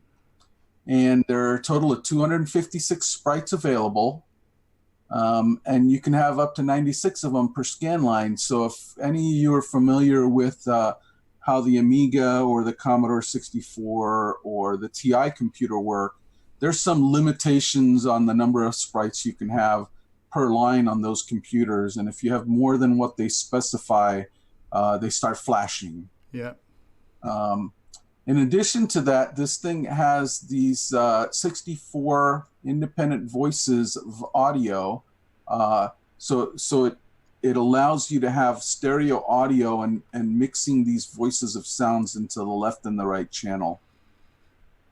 And it supports this per voice sine wave or white noise, and you can play back just digital samples. So the board itself is I don't know if you can see this.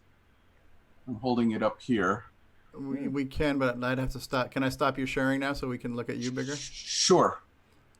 Okay. So that is the game Duino board. Okay.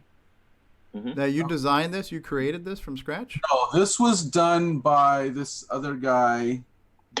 What is his name? David Bowman. And he developed this board, but it's open source. So the intent that I have is that my initial board is just going to have the headers for the Arduino so that I can plug this right in. But in the future, I'll probably put this right down onto the same board, and then this will just plug into the cartridge slot. Neat. All right.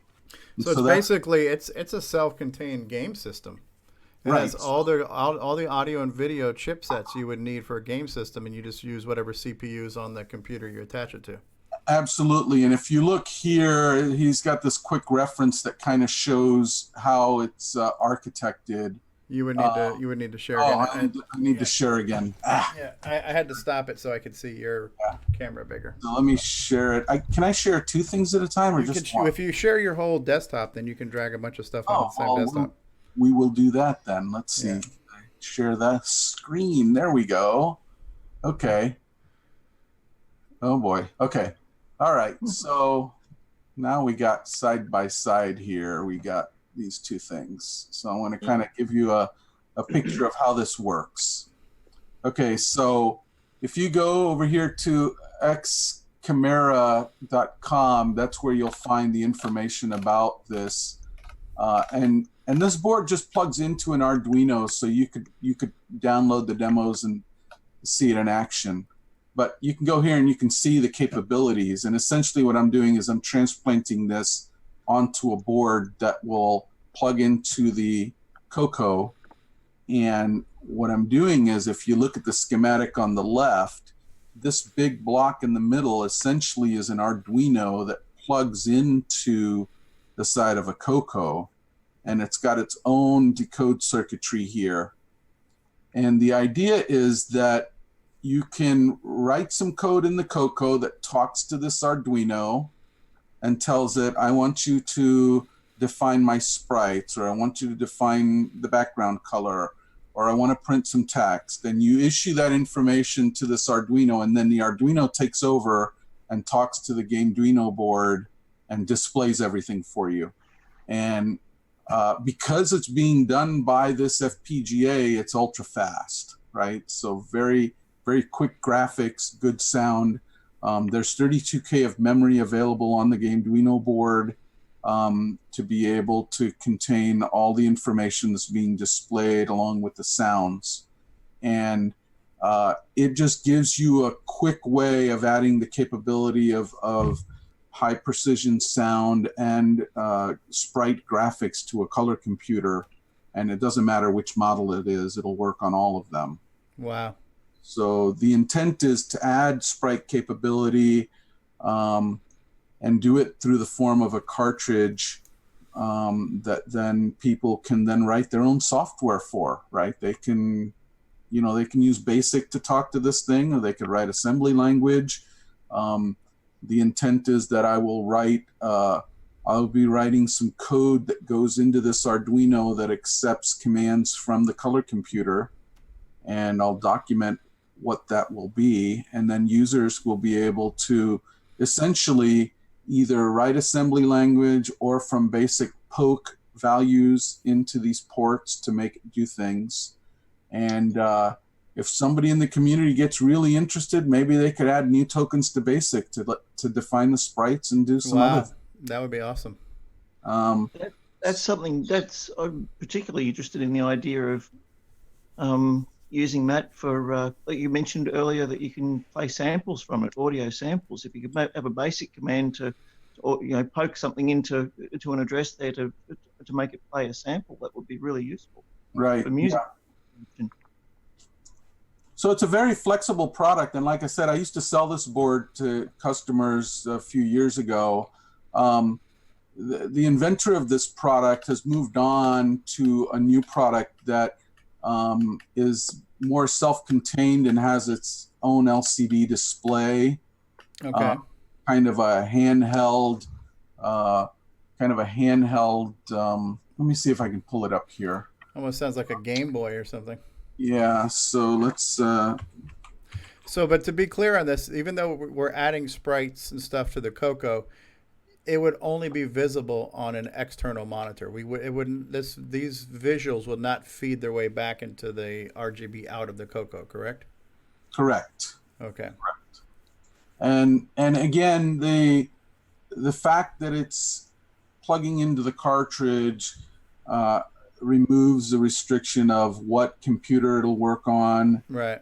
So makes it such that it should be easy for anyone to be able to program it, because again, it's being done through these I/O ports into this board, and the Arduino is doing the heavy lifting to talk to the Gameduino board, the FPGA.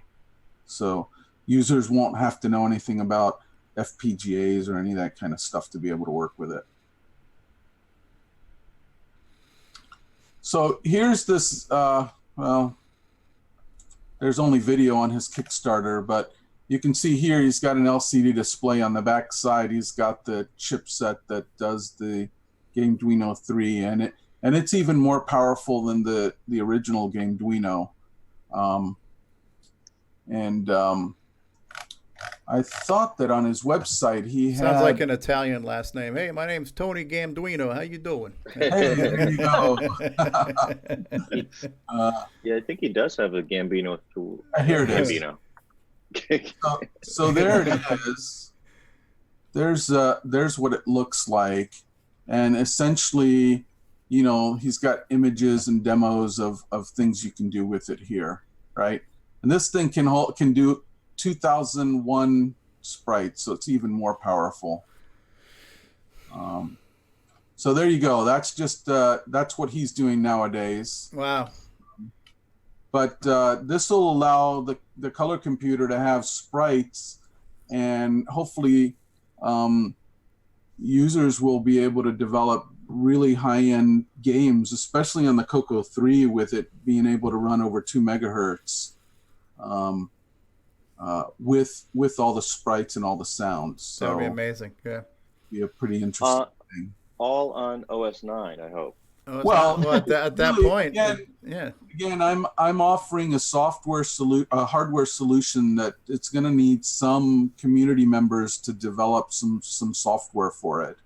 And I know I'm doing software for a day job, but I tend to really enjoy developing hardware. So I spend most of my time doing hardware, and only during days at work do I do software. So I tend to kind of build enough software into the product that someone else can then take it from there and add more enhancements and capabilities.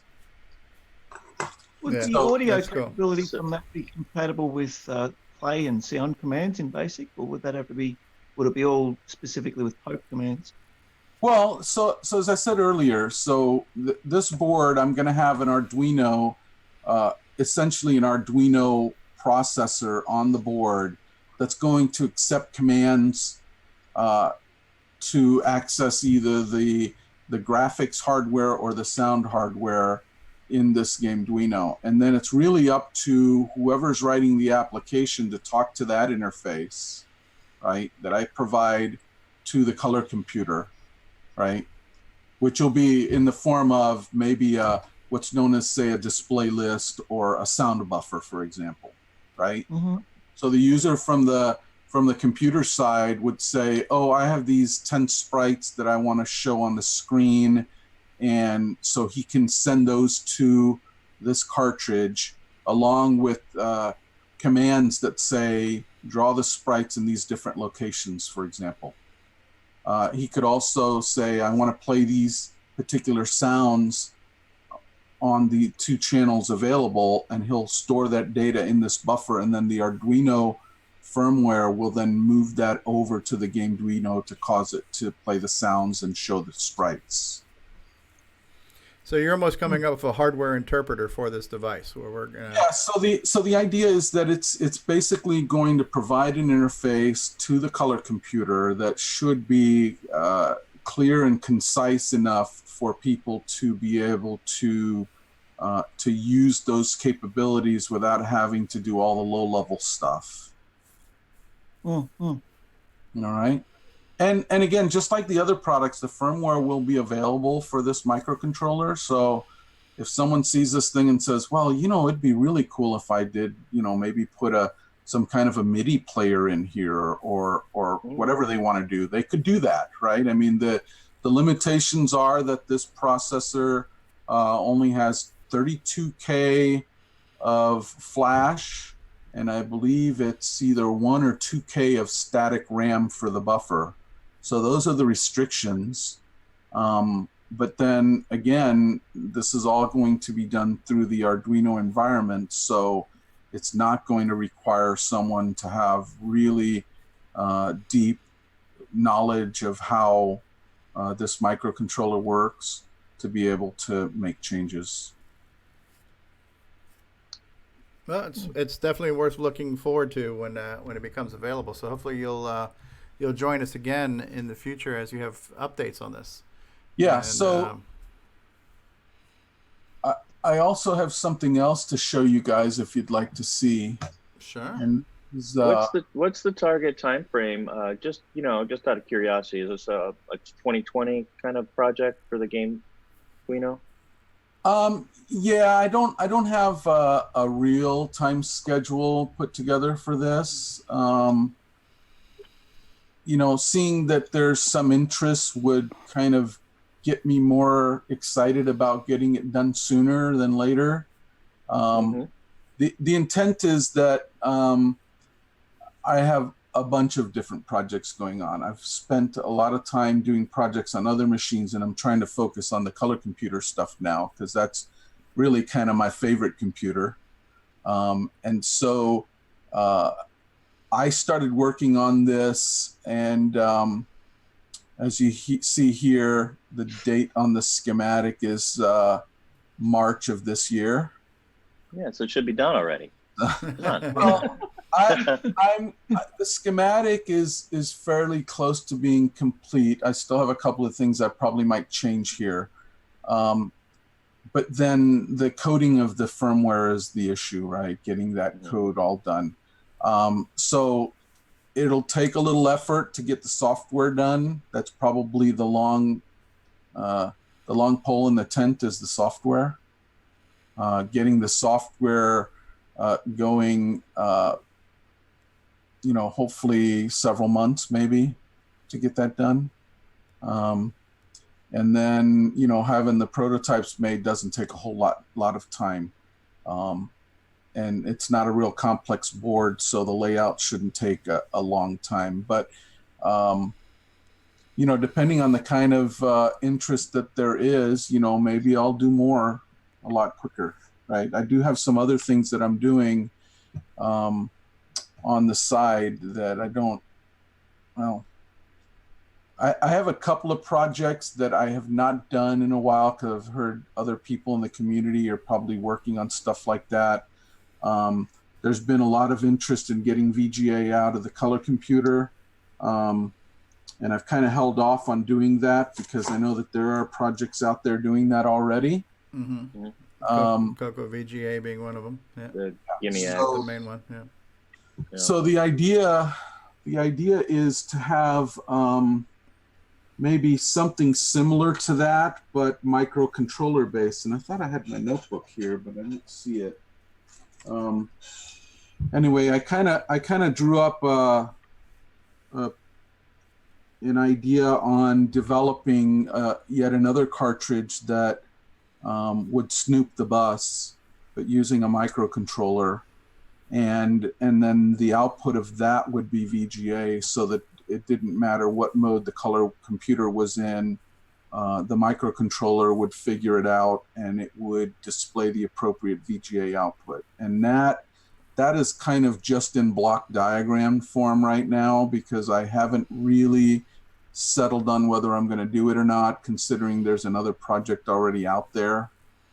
But the intent was that I could just snoop the bus off the cartridge port and generate video based on whatever the color computer is setting up for video. So it's not a real complex thing to do. You just have to have the right design to do that. I think the wild card becomes the artifact colors, which would not, the NTSC artifacts would not translate to VGA directly, which is one of the things CoCo VGA had to do. It had to emulate that. Well, I would do the same thing. Essentially, the way it works is that every other pixel on the screen of the CoCo is, if there are black and white pixels being generated, depending on the boundary, it'll be either red or blue. So it's not that hard to do. It's very simple. I think there's a problem on a CoCo 3 as far as snooping the bus. There's a buffer on the CoCo 3 which will prevent that. I know there's a few people have been trying to do that, and they've discovered it's a problem on a CoCo 3, but not on a CoCo 1 and 2. Yeah, so what buffer are you talking about? Oh, I'm not sure exactly, but there's some buffer is in the way. Okay. If you look at the CoCo 3 schematic, yeah. Okay, I'll take a look at that and see what happens. Yeah. Because a few people have wanted to do that, to snoop the bus, to do tricks like that, but they can't on a CoCo 3, not without bypassing that bus, which means going internally on the CoCo 3 and doing it. Yeah. Well, and if you go in the CoCo 3, then you either go, you have to pull the gimme chip out and plug in there, or you can possibly just plug into the processor and snoop the bus that way. Yeah. So, yeah. Well, the Gimme X is doing it by substituting the Gimme chip. So yeah, the Gimme X is doing that already. But yeah, Yes. the whole idea of just plugging something in the cartridge would have been good, but Yeah. there's that buffer problem.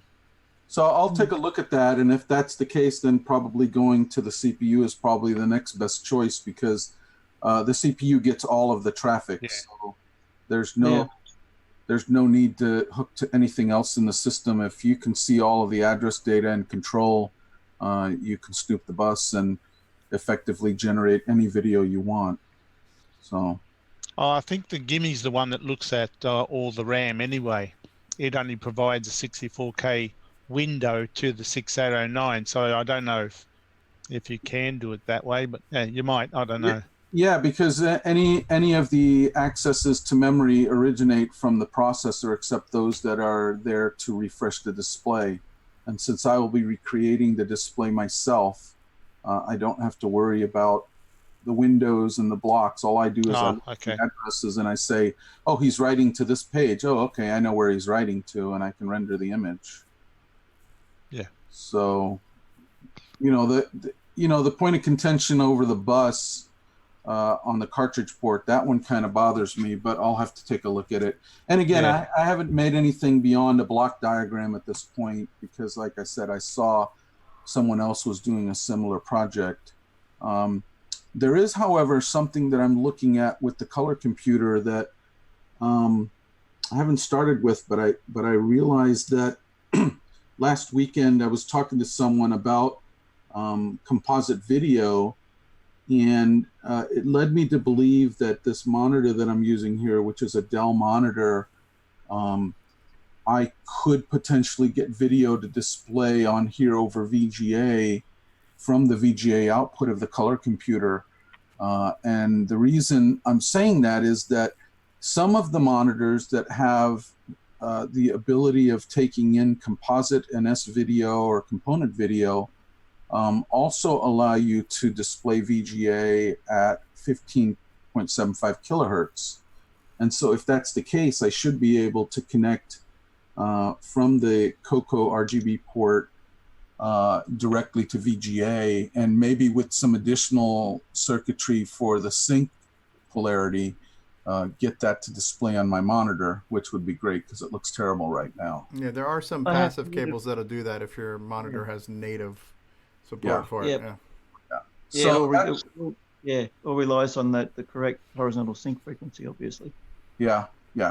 What would be good is a scan doubler for the CoCo. Yeah, to bring it up to 32. Sure. 31 or whatever it is. Yeah. Mm-hmm. So let me show you another thing that I have going here. Do you guys have any questions on the sprite engine at all? Well, my question is, what does Nick Marentes think about this, being a game developer? So. The only question I was going to ask is, with that game Arduino thing, so that thing is from the CoCo to the game Arduino chip, or it goes through a Arduino board to the game Arduino chip? Okay, so the way it works, if you look at the schematic on the left here, which you're not sharing again, so yeah. Can I share that again? Sharing is caring. Sharing. I'm going to share just that page here. Okay, so can you see that? Yep. Mm-hmm. Okay, so here's the CoCo interface, right? And here's all the decode logic to allow me to talk to this board. And right now, the addresses that I've selected are FF79, 7A, 7B, and 7C. Although I'm not sure if that's going to be the final decode, just FYI. The intent was I tried to look for a space in the CoCo address space that wasn't being used currently by other products that I'm aware of. So you have a chip select, and you have read and write coming from the color computer. There's this buffer here, this chip down here, that can talk to the Arduino from the CoCo bus. Okay, so I can issue commands from the CoCo through this buffer into this this microcontroller, which is an Arduino, or I can read data back from that bus back to the color computer. okay, and read it back in. So if there's a collision between sprites or something like that, I can pick that up there, okay?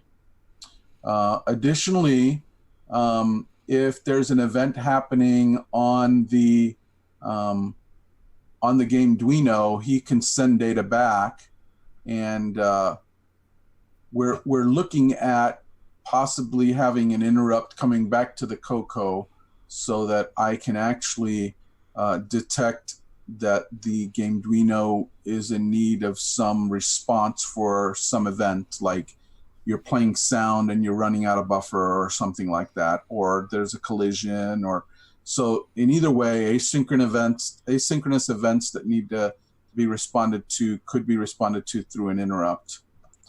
But at any rate, so that microcontroller is going to have some amount of firmware that can interpret commands from the color computer, and they talk to the game Duino over an SPI interface. These signals here, the S clock, MISO, MOSI, and SS. So when we issue a command to this microcontroller, the color computer is done. It doesn't have to deal with any of moving any of the sprite data. None of that information has to be handled by the CoCo. All it does is does the setup, and then the game Duino is issued that information, and the game Duino takes care of it all. Okay? So this essentially is going to be a cartridge that plugs into the computer. It has effectively what you would call an Arduino on the main board, and then these connectors are Arduino connectors where this card that I showed you earlier will plug into. But in later designs, I may just put the FPGA down on the board. So it'll be one single board that'll have the FPGA, it'll have an RGB connector, and it'll have a stereo connector. And you can just plug this into your color computer, and you'll be able to get sprite capability and sound out of it. Is there a real-time clock anywhere? No, there's no real-time clock. That seems well, it's in this show, huh? Yeah, it's a big deal. Yeah. Well, you could get an. Oh, sorry. I was going to. All right. Okay, what I was going to say is he could get a game Duino board, or I'm sorry, the sprite engine and a Guru modem, and then he could pull the time from the internet so that he would have real time always. There you go. And you sell two products that way too. So there you go. Right. And you don't have to worry about a battery. Yes. That's right. Well, this sounds cool. So, and Nick Marentes, did it answer your question? So the yeah. Okay. So being FPGA based, you could basically, if you wanted to get it to do something, completely change it later on down the track, you could basically do anything you want being an FPGA. I'm sorry, I didn't understand what you said there. He's Australian. Well, with the main unit doing all the hard work being an FPGA, if you wanted to add some functionality in or change something around later on, you could basically reprogram the FPGA to suit any updates you want to do to it. That is true, but you need to know a Verilog to do that. It's called, that's a hardware description language, and the actual FPGA, its source code is available, is written in Verilog, and you need to be able to write Verilog code to make that change. Is that what I'm just saying it's possible to do it though. Yes, absolutely. The code's available, and all you need is the tools and the knowledge. So what's an estimated price for this device? Oh, that's a good question. I haven't priced out the chips themselves yet, but these FPGAs are probably the most expensive part. And I'm not sure, but I would think that just the chip itself is probably in the $15 range, but I need to check. Most of the other stuff is probably not that expensive. I would like to keep the price, in the $100 or less range. That would But- include your board and the game Arduino together? Well, so here's the idea. So I can produce this in one of two ways. I can either produce it as just the base board and allow the customer to procure the game Arduino. How much does the game Arduino sell for? I think I saw some for about $25 or something. Wow, that's amazing. That much technology. That's. Let me see if I can find it because they're. I think Rob Inman posted a link to it. Let's see. I posted a few links. Yeah. Yeah, I'm looking for the original price game of, Arduino. Yeah. Original game Arduino. About it. It's been a while since I looked. Reference.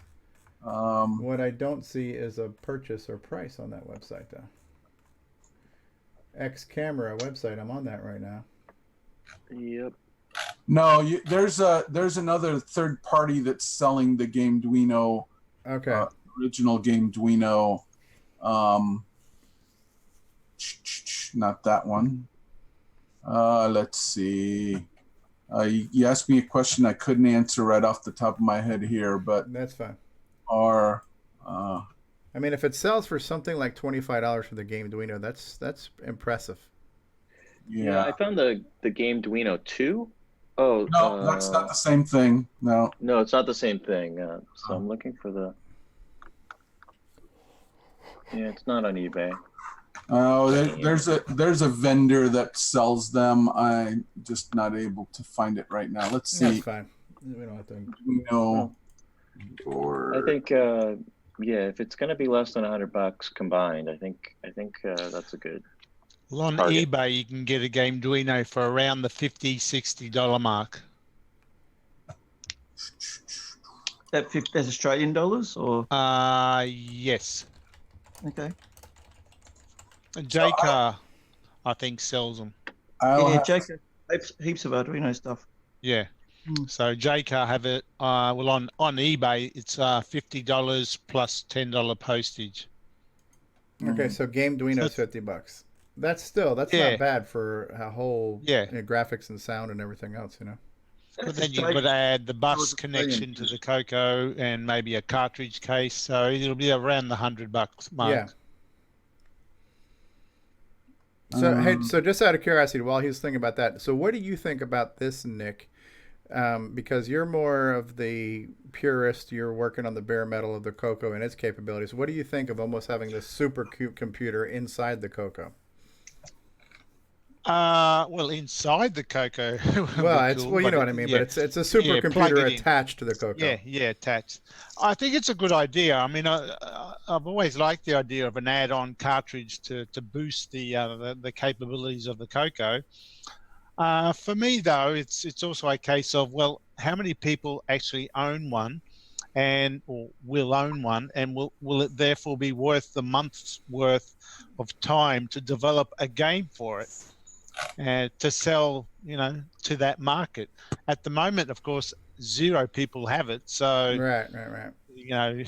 But yeah, we don't know. It depends on how well the product gets picked up. If you get 50 people sell it, well, then I could say, well, I've got a potential market for 50 copies of any game I write for it. Sure. But you're not opposed to it. You're not so much of a purist where you say, well, this is no longer vintage if we're adding Arduino and FPGA to our CoCo. Well, it depends on what mode you catch me in. Okay. I mean, I like programming the CoCo because it's a retro thing, I program the CoCo. If I program the Arduino, well, the CoCo is less of the retro hardware, I guess. I'm talking to something new.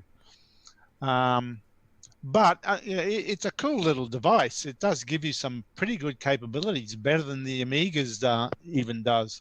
Wow. But yeah, is it retro? I don't know if it's entirely retro. So depending on my mode, if I'm really feeling retro, I probably will say, I probably won't support it. But yeah, it is a cool device though. Yeah. Could you imagine a color computer setup costing $800? Well, we're almost getting there. By the time you add the MPI, keyboards, the MPIs, the sound cartridges, the Gimme X. I've already done that. and don't forget what the CoCo itself costs. So when you look at all of that, we could easily get into $1,000 CoCo setup easily. The only thing I haven't had And you can buy a cheap PC with a VGA and all that, and for half the price.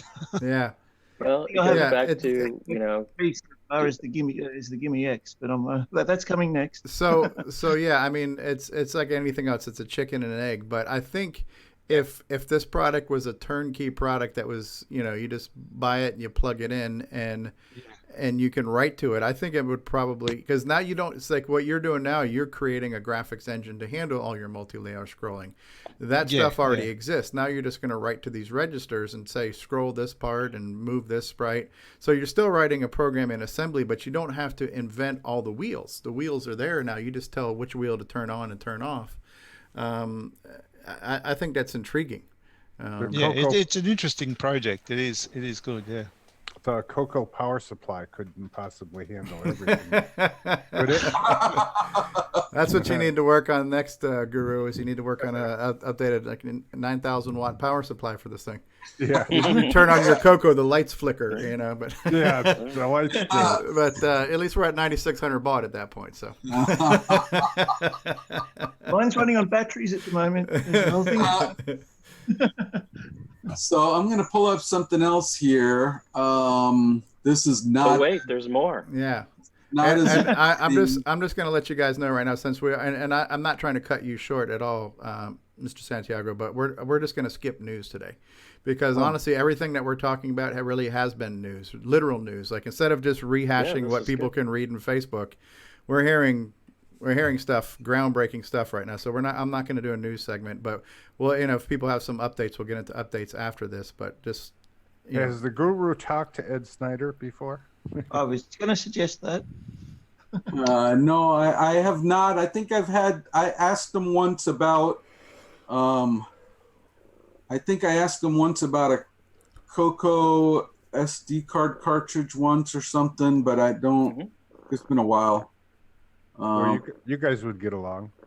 Yep. Well, yeah, it's available. You can go to his site, zipsterzone.com, and you can go to the buy section and see all the details on the Mega Mini MPI and all that. And you can see the CoCo SD, if you're still interested in getting one of those. Yeah. Yep. So I'm here showing another product, or not a product, but a design. An MPI. I'm putting a design together that's more of a tool for me to do debug and development than anything else. The idea is that I need to hook a logic analyzer up when I'm building these new products so that I can guarantee timing and all that stuff. So what I did was I decided to build what in the old days used to be a Y cable, but in this scenario, essentially what I'm going to have is I'm going to have a standard straight 40-pin header that I can plug my analyzer to, and then I'll have two slot connectors, one for the board that I'm working on and the other for my disk controller. And then that way I can be monitoring the bus while I'm running software to make sure that things are working correctly. So it's like a breakout bus? Yeah, it's an extender card, right? It's just so that I have some way of plugging more than just my disk controller in and have a way to look at the analyzer, because, when you start hooking up this many analyzer pods up to chips and things, it just becomes a real mess, right? You need 16 slots. Yeah, so I've got, I don't know if you can see behind me.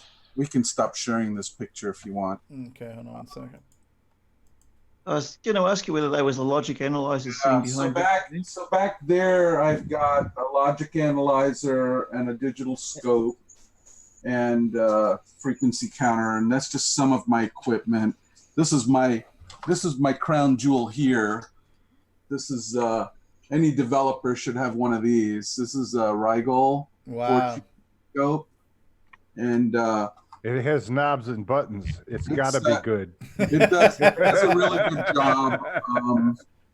I also have a Tektronix analog scope in there. So but the idea is that once I get this board done, I'm going to need to look at it and make sure that there are no timing violations and things of that nature. Which Tektronix do you have, out of curiosity? Hold on just a second. 7000 series? Or? No, it's 2445A.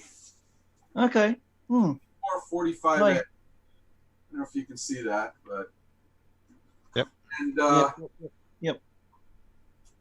Can't go wrong with the Tektronix. I've got a couple of 7603s here. I've got one with a DSO 7D20 module and another one with two analog dual 200 megahertz.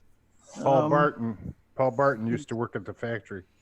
So that's a 4-channel 100 megahertz scope, and it was my go-to scope until I got the Rigol.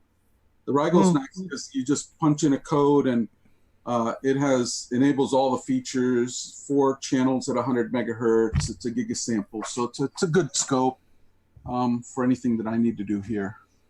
So does that ladder go up into another lab? No, that's there because I had to change the battery in the fire detector the other day. Okay. And it was useful because I had to climb up there and get my headphones today, but they haven't used them in so long that the foam is degraded on them. So, so those are the projects that I have that I'm working on for the color computer. Wow. And so do you have very little sleep? How do you manage your time? No. Like I said, I work a full-time job and then I do this as my hobby. So, I don't do much more than come home and play with computers, and that's about it. So what's the best way to get a Guru modem? Get a Guru modem. Hold on, that you're asking that question. I'm going to show you right now. Can I purchase it online? I'm going to show you right now.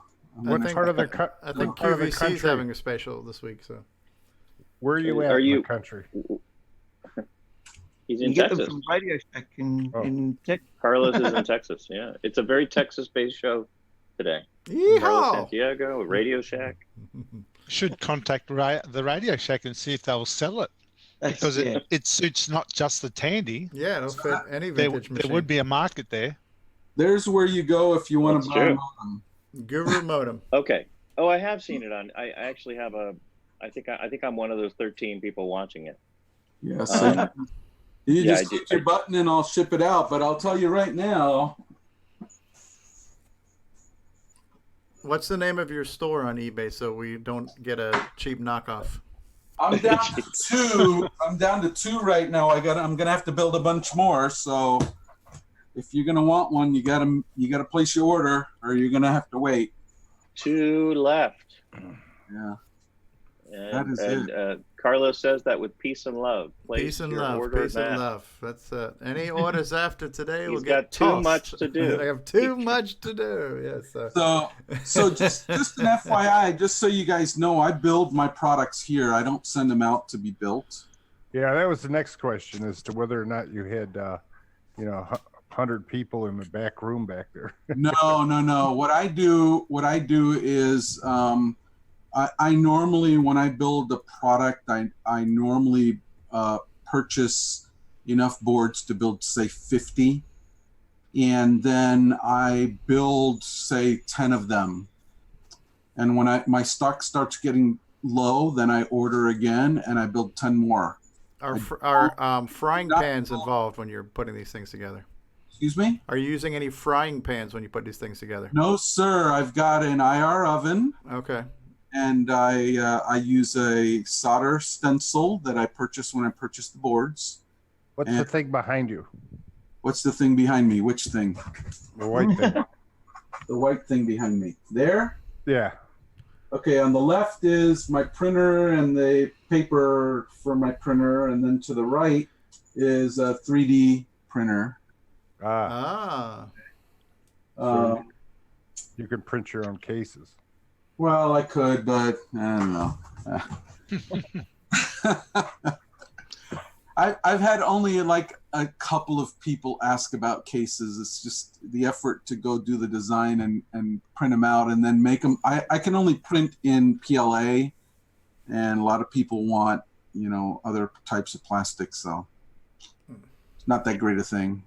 But there's some in our group that do it. Yeah, but if you're using a different material, it's better. PLA is not that great. It's okay for a one-off, but if you're going to try to mass produce things, it's not the right material. So, I have a question. It's not relating to CoCo's, but something that grabbed my attention when you were doing your intro right at the beginning of the segment. The space shuttle launching computers. Yes. What were they? What CPUs were they based on? Okay, so these were computers made by a company called Modular Computer Systems, ModComp. They were fully custom 16-bit computers. Later we did 32-bit, but the early ones were custom designed using what's known as a bit slice processor. So in the industry back in the early 70s, a lot of the computers were designed using, they were designed around a chip called 74181 ALU, and that chip became the center of the CPU. Later designs were based on a chip designed by AMD called the 2901 bit slice. It's essentially an ALU with registers, and you take and you stack 4 or 8 of these together to end up with either a 16 or a 32-bit CPU. And then you build around it control logic that lets it interpret the instruction set for the processor. So you end up having a ROM essentially that controls all the circuits in the machine, and there's a function that is read in from memory that allows you to decode what came from memory into an instruction, and then that instruction is used to generate what's known as a micro address. That micro address feeds these ROMs that then control all the muxes and circuitry and provide the proper code to the ALU to execute the instructions. So it was all done discreetly. Later, all of this was then shrunk down into ASICs made by Motorola. When I worked at Gould, that's the way the CPUs were designed. So, and they were hardened, right, to be used in spaceflight, or? No. These were not used in spaceflight. They were used in pre-launch. Oh, space shuttle launch. You mean on the towers and stuff, or in the no? support? So what happens is when they were launching the space shuttles at T-minus 30 seconds, I think it is, all of the checkout and all of the processing necessary to prepare for the launch was completed by the computers I worked on. And then from that point on, they switched over to a set of IBM computers that then managed the launch all the way up to T-minus 0, and the launch would start. So the computers that I worked on were used for monitoring of process and control of the space shuttle. What, propellants and stuff, or? Yeah, just making sure that all of the things that have to happen in sequence were happening in real time. Okay. There's a lot going on. Huh? What's that? O-ring temperature sensors. The O-ring sensor? So that was a joke. No. So for example, right? I mean, these when they go to launch the space shuttle, they don't just sit there with all of the fuel loaded and all those things in place to launch until it's necessary. And so there's a sequence that they go through to actually get ready to do a launch, right? They don't want to have the space shuttle sitting there on the platform for a day or two with, filled with fuel, and, all kinds of weird things could happen. So all of that stuff happens in sequence right up to the point where the launch takes off to get the thing up in the air. And so the steps taken to do all of that work, to manage, all the measurements and calibrations and checks that have to go on before the shuttle launch, they were being done by these computers I worked on. Wow. Oh, very cool. Yeah. And they were used in other places too, behind the scenes. Besides the Kennedy Space Center, they were used in at NASA Langley, where they did top secret stuff for the government.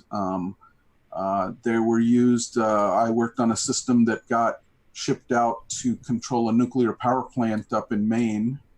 They were used in some cases for the process at Alcoa Aluminum for the smelting of aluminum. They were used in a bunch of different process capacities at different companies.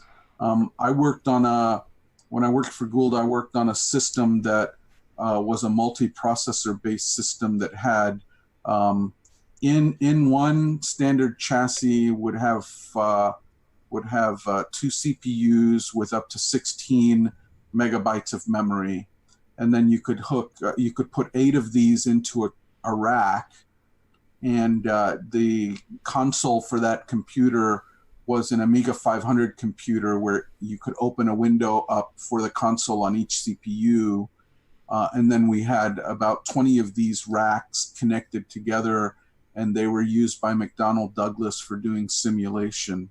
Wow, supercomputing, almost like a mini Cray or something, huh? Yeah. So, and those machines back then were rated at about 5 MIPS or so for a single CPU. The next generation of that computer was a CPU that was made up of 18 boards, and it was about 10 MIPS machine. And So you sound pretty serious that you know all this stuff. So how much of this comes from, alien tech? You always hear alien technology. Area 51. There's no alien tech. What I can tell you, though, is that the technology that we have today, there aren't many people that understand it, because in order to develop the computers that we have today, it takes teams of thousands of people to develop. Even if you're talking about just a CPU from Intel, it's thousands of people involved, where when I started out and there was a team of maybe 10 engineers working on a computer, later it got more complicated. So for example, I worked on the arithmetic accelerator project for a supercomputer at Dell, and that was not Dell, at Gould, and that computer had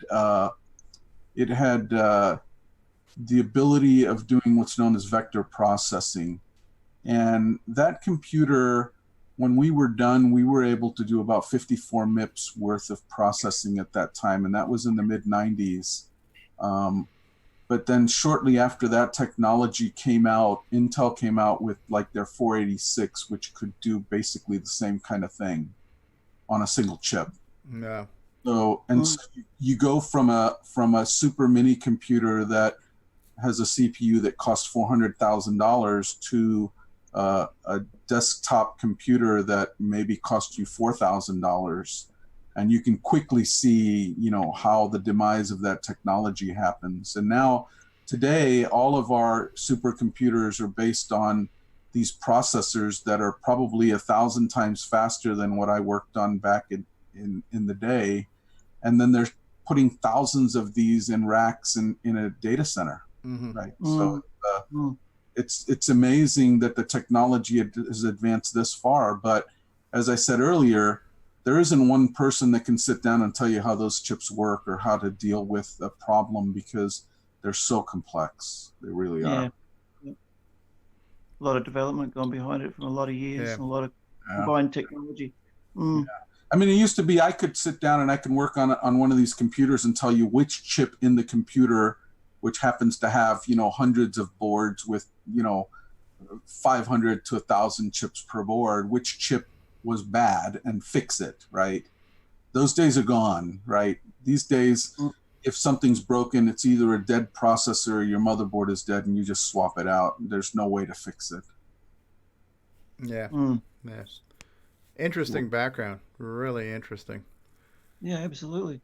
So if people were to storm Area 51, they wouldn't find anything that we need to worry about, that whole Storm 51 movement?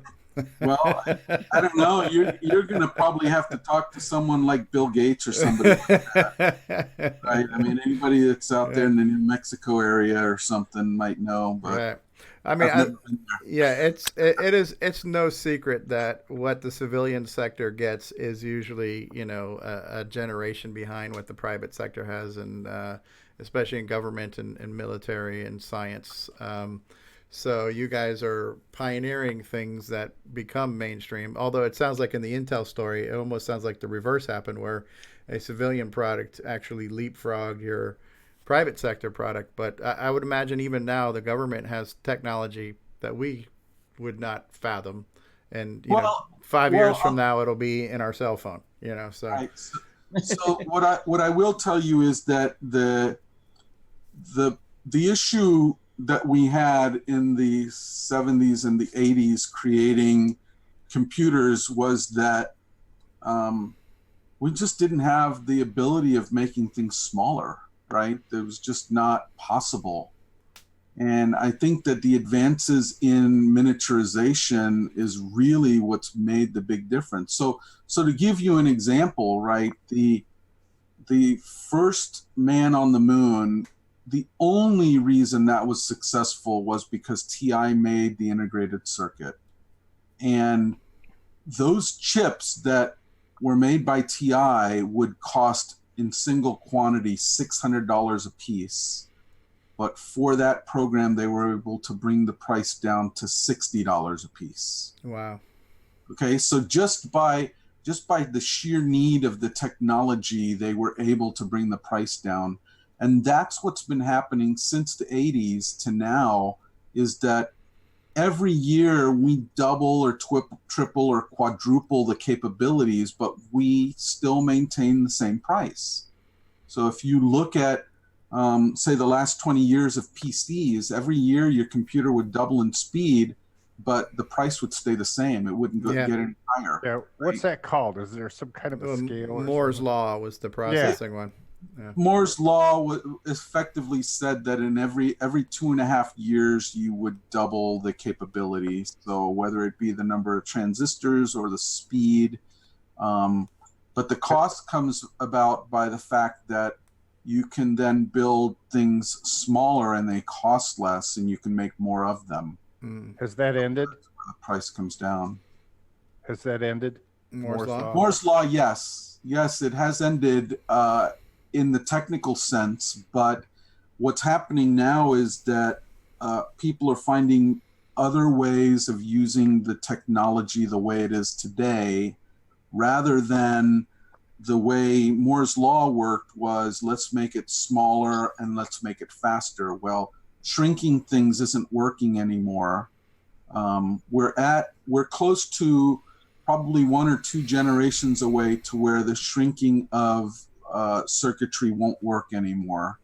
It was thought that 7 nanometer would probably be the limit, and AMD is doing that these days, and so is NVIDIA. But I think once they get to about 3 nanometer, they're not going to go any further.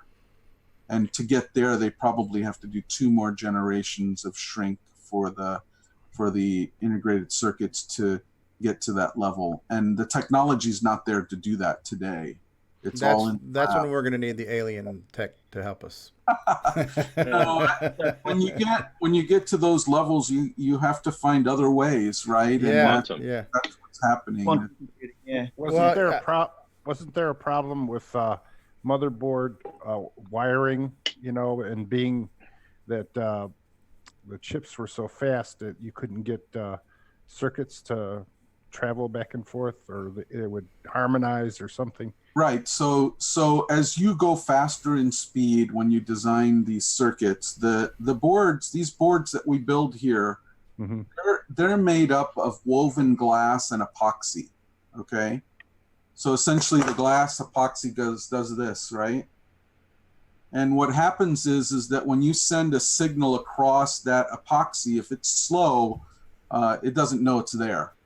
But the faster the signal, the worse it gets, and it feels like when you're driving down a bumpy road, right? So you're going to hear the car jumping up and down. Same thing happens with the electronic signals at that level. And so they get affected by that. And the more of that rough road environment that the signal goes through, the slower it has to go to be able to get to where it needs to be. So new materials are being made that reduce the difference between the glass and the epoxy, so that it's more of a smoother ride for the signals. But those materials cost a lot more money. So you're in a battle with, you know, technology getting faster and trying to push the costs down, but then the material costs start going back up again. And so you have to weigh the trade-offs between, shall I go faster in my chips and then pay more for my board, or do I not go as fast in my chips so that the cost of my board stays low? Okay, one last question. Is your wife an app, or is she a real person? I'm happy to say that she's a real person, and we've been married for 38 years. And yeah, so she's very understanding of my hobby, and that's important.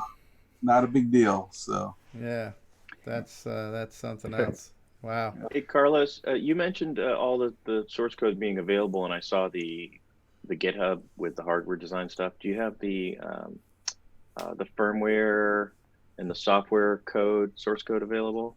For what specifically? For this Guru modem?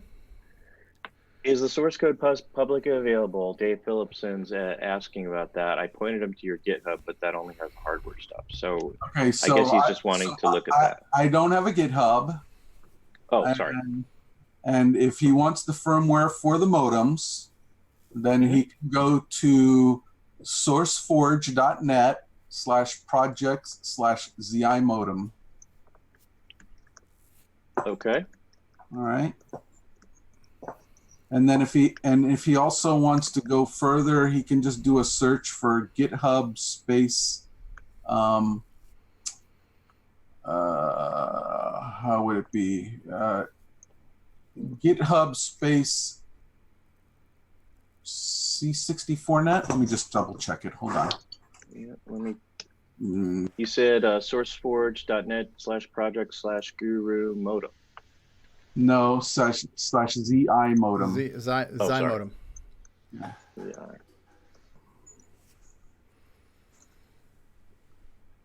Oh, for the bow for. Yeah. So the GitHub for Bo Zimmerman is github.com. Bo Zimmerman, all one word, ZI modem. Tree master ZI modem, and that's where he dumps the code. So there's several places. It's not like it's hidden anywhere. If you need it, you can find it. What about the Linux shell? Is that something that's part of that firmware? Oh, it is. Okay. Yeah, it's built in there. All you have to do is look at the code and try to figure out where in the code it says AT plus shell. AT plus shell is the command that you issue to get into that mode. And so that portion of the code should have all the shell commands. Oh, I don't know what happened there. My phone battery died. Oh, and just an FYI, if you try to get into the shell without a card, you'll get an error. And usually you need to power off and power back on to get the modem to go and check the card, okay? Just so you're aware. So how do you power those cards? You just you use a power adapter that like what you would use for a Raspberry Pi. Okay. And I will caution you that there have been people who've bought adapters and their cables are loose. I can't control the connector that they use on their adapter, unfortunately. All right. Sometimes it requires you to purchase either an adapter that you just use a USB cable for, and then get a higher quality USB cable. Are there other studs that stick up that you can put voltage in? No, sir. No. We only support the micro USB.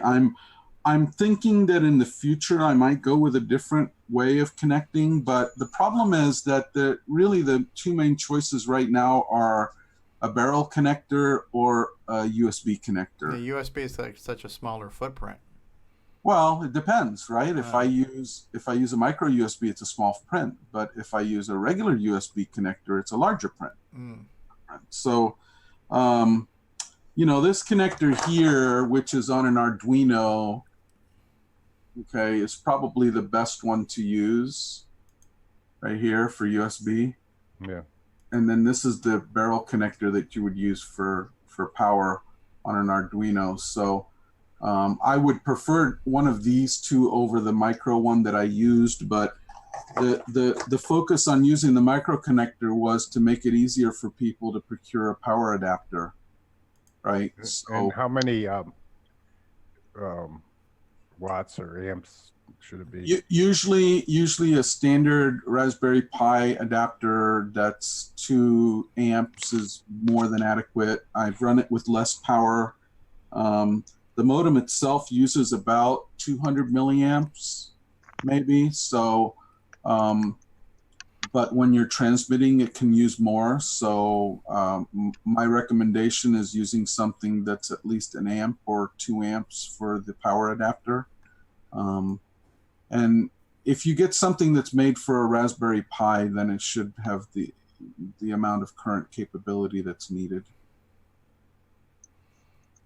All right. Well, I just I know we're going on coming up to 3.5 hours, so I just wanted to see if anybody else had anything they wanted to talk about today as far as updates. I think David O'Connor said he might have wanted to do something. I don't know if Nick Marentes, did you have any updates you wanted to share with us on Gunstar or anything else? Oh, we can leave it for next week. Okay, and David, I know at the top of the show you mentioned you might want to update something about what you talked about last week with your control stuff. Yeah, I just had a little quick update.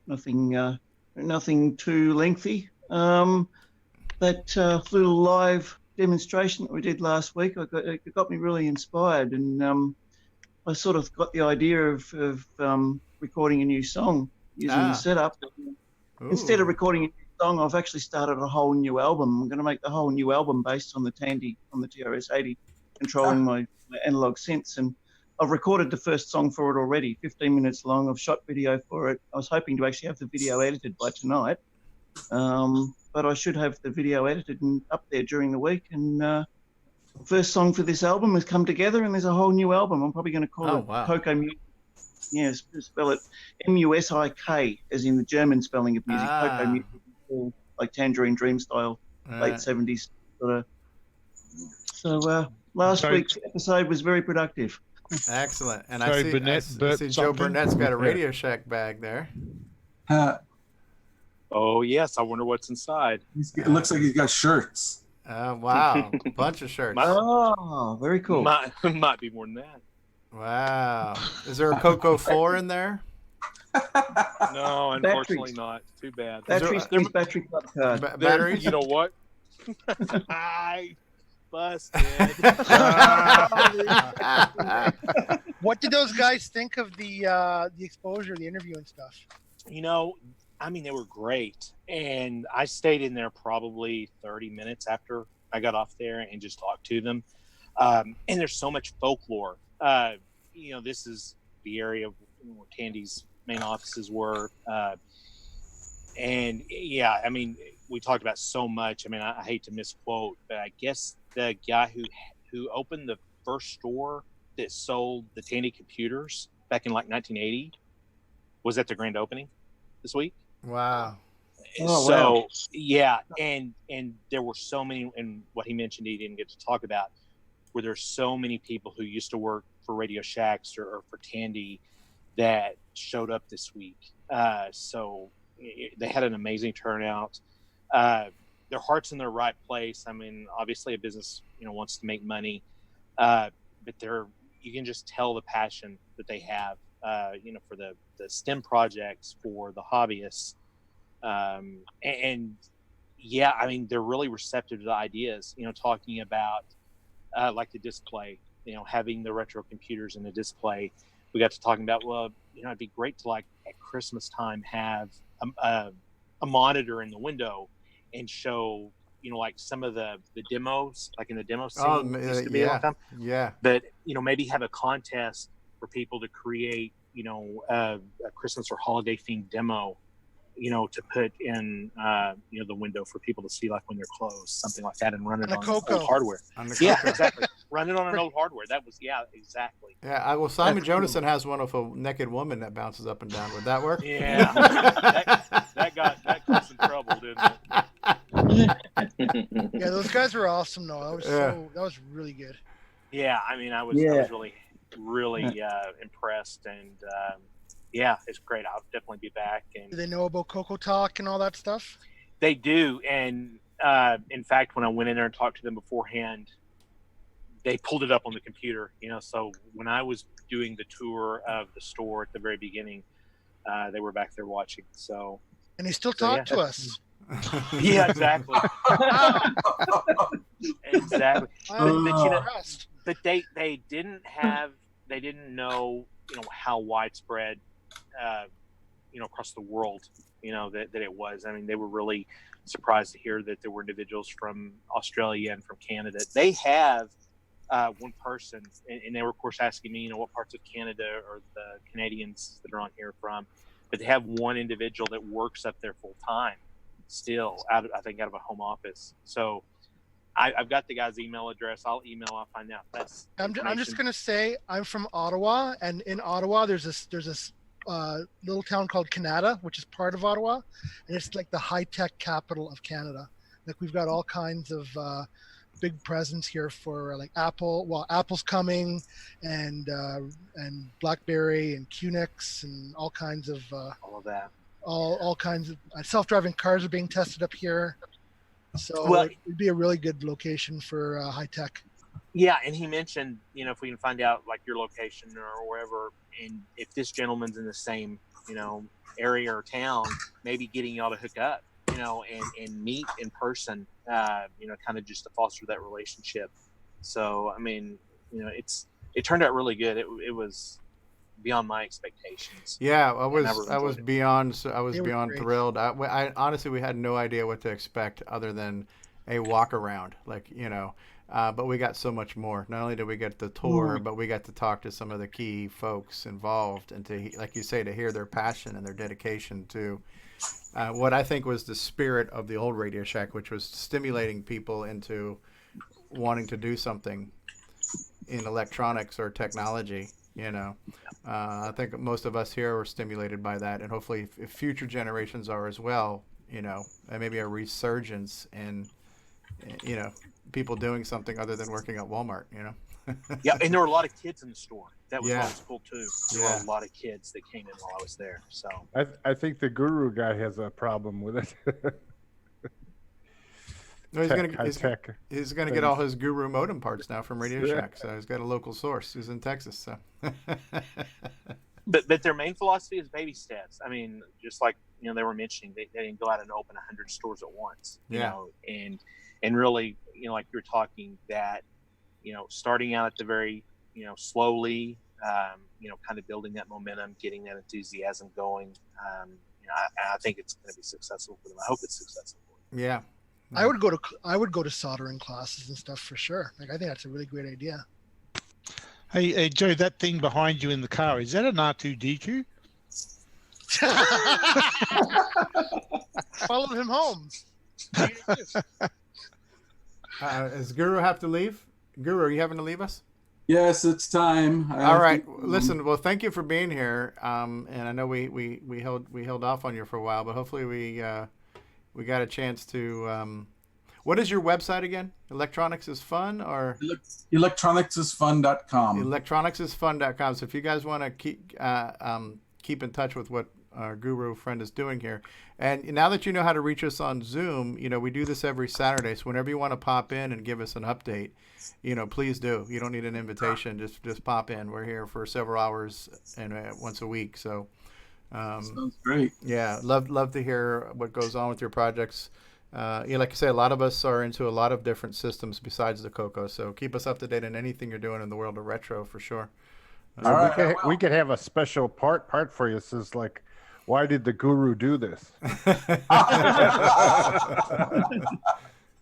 Well, something that might be of interest is that I'm working on a non-computer related project right now. We're not interested in that. You're not interested. No, go ahead. So actually, two things. One is I'm working with a buddy of mine on an Arduino-based audio synthesizer. I'm interested. Interested.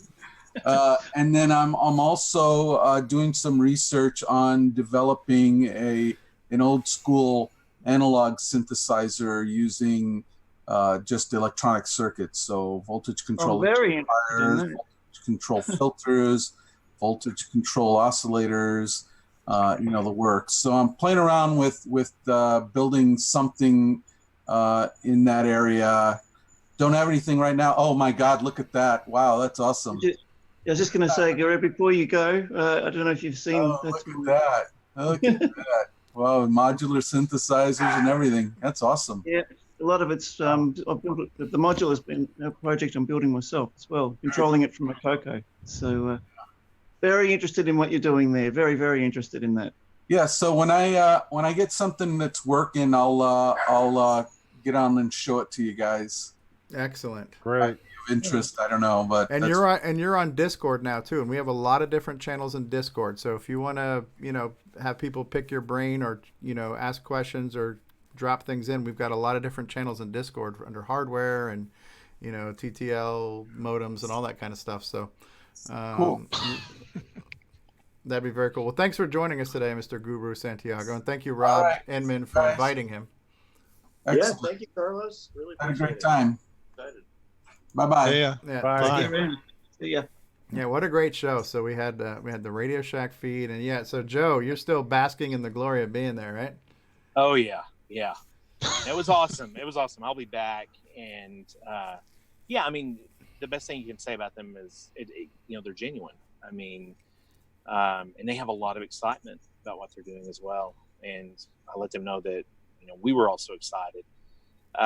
So yeah, I mean, I think there's going to be hopefully it'll be a chance for some cross-pollination there with them sharing their information with us, as well as us keeping them updated on our projects. I mean, they were really impressed with all of the hardware and software projects that the community was doing.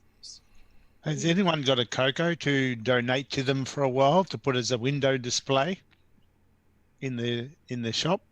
It's a good idea. Yeah, have a CoCo there, especially over Christmas. That could be running the Christmas demo. Yeah. Oh yeah. Real retro feel. Joe, have you been a CoCo user yourself? My best friend had one, and we spent hours and hours on it. As in my childhood. So I mean, I've spent a lot of time on them, but I don't have one. I don't have one right now. But let me put another suggestion. I mean, even if one of you has a shell of one, put a Raspberry Pi in there and run the MAME emulator. The Retro Pi. Yeah. Yeah, and in that way, I mean, it may not be a functioning CoCo, but the effect is there. Yeah. So it's the same effect. That's not a bad idea. Yeah. I'm sure between everybody, maybe somebody like Carlos Camacho, maybe he might have a spare one that he could donate or something like that. He's always coming across CoCo ones. Yeah, I'm sure between all of us we can come up with a CoCo for sure. We'll work on that. Yeah, that might be something to do. Like if that might make a cool episode where we plan it, where we like one of us drives up there and brings the CoCo and gives it to him, and then we make that a part of the stream and everything else. That would be really cool. That'd be very cool. Put it on the show. Yeah. So many possibilities. CoCo Fest West. CoCo Fest West. Well, there's a bunch of people in California. There's we got people in Texas. So we have a consortium out there. Well, there's a lot. I mean, and that's what we talked about too. After I got off the stream, there's a lot of those Tandy and Radio Shack alumni here. And there's a lot of that folklore. You think there's still a CoCo club running back there somewhere? They mentioned there's some sort of Tandy group that meets somewhere around here like every month. And I mean, I have no idea what it is, so I'm gonna have to find out more information about that. Yeah. Yeah, they should tune into us. Yeah. Yep. Yeah, I don't know how many people will. I mean, surprisingly, I thought we would have had a little bit larger viewership today. On a good day, we've got like 30 people watching us. Well, We were about when did we advertise for it? Like an hour or two? an hour ahead of time. Yeah, Well, anyways, but hopefully on the replay, some more people will see this, because I think more people are interested in Radio Shack than just coconuts. So anybody who's into electronics or vintage things or radios or CBs or stereo, any of that stuff. So hopefully more people will watch this later on, because I think it was a great treat to not only see the store but to talk to these guys. Hey Steve, yeah. When you do this show, maybe you should send it over to All Things Radio Shack. I did. Oh. I did share the event to All Things Tandy and Radio Shack. So, but again, I can say it was about an hour before the show when I did that. So, hopefully in the replay people will see this, because I think the interest of this is bigger than just CoCo. Yeah, I was going to say there's always the replay. People can come back and watch it. Yeah. So yeah, I don't see what else we can do to really top what we just had here today. So we probably need to start wrapping it up. But we can wait till next week on some of the photos and stuff that I have. Oh yeah, that's right. I'm sorry, I completely forgot about that. But yeah, definitely want to do that. And maybe later on tonight we can do something. We talk about it, and sometimes we do, sometimes we don't. But definitely, Joe Burnett, can't thank you enough for coming up with the idea. Awesome. And making it happen, and having it being better than we could have ever expected. I had a lot of fun. It was, I can't express that enough. It was a lot of fun. So. Yeah, and thank you, Rob Inman, for reaching out to Guru Santiago for this. Hey, Joe, let us know how the Radio Shack underwear work out. They're huggers. Did they have Radio Shack beach balls back in the beach day? balls, the inflatable beach balls? Yeah, those were fun. Well, the underwear for Steve. I don't know why you're asking me about it. I'd like to thank the state of Texas today for sponsoring our show. Yeah. Yes, absolutely. And Guru Santiago, great. Man, this guy's had a really interesting career in electronics. Yeah, I had doubts about his name until he started talking. Yeah. Well, he's a guru. Yeah. I missed out. What part of Texas does he live in? Is he down in Houston? I think it says on his website he's in Round Rock. Oh, okay. Closer to Austin. Okay. Yeah. I don't know where Round Rock is. I was a Texan for 2 years. Yeah. Yeah. This new Radio Shack store, that's in Dallas, yeah? Yeah. Keller. It's north of Fort Worth. And of course, Dallas, Fort Worth, there are all these different suburbs and towns, but you can't tell when one ends and one starts. It's all, until you pulled over by a cop and then right be on the ticket. That's exactly. Yeah. So a specific town comes to mind. It's basically back. It's in the vicinity of where Radio Shack first started. Then, really. Yeah, and if you look at the article, this apparently was this area was their most profitable store, most popular store. So that's why they decided to go with that. Yeah, and the Facebook group is called Keller Radio Shack, or Radio Shack Keller. Yeah, I'll look for it when we're done, because I'm definitely going to want to join the group, and we're going to share the replay to the group so people can see it. Post a link to it in your I'm a Coconut and the TRS-80 group. Yeah, we'll do that for sure. Yeah. I wonder if those guys would be interested in watching CoCo Forever. What do you think of that, Tandy taking over the world? Oh yeah, with the towers and everything. I bet that is an interesting question. Yeah. we'll have to. Well, Joe's our liaison, so we'll have to. Well, we're still in the episode. Do you want to run the commercial so we'll see it? We can do that. We can do Take that. a CoCo Forever break. And We're gonna to play us out here. I gotta find it right now. CoCo Forever. All right, so here we go. Hey,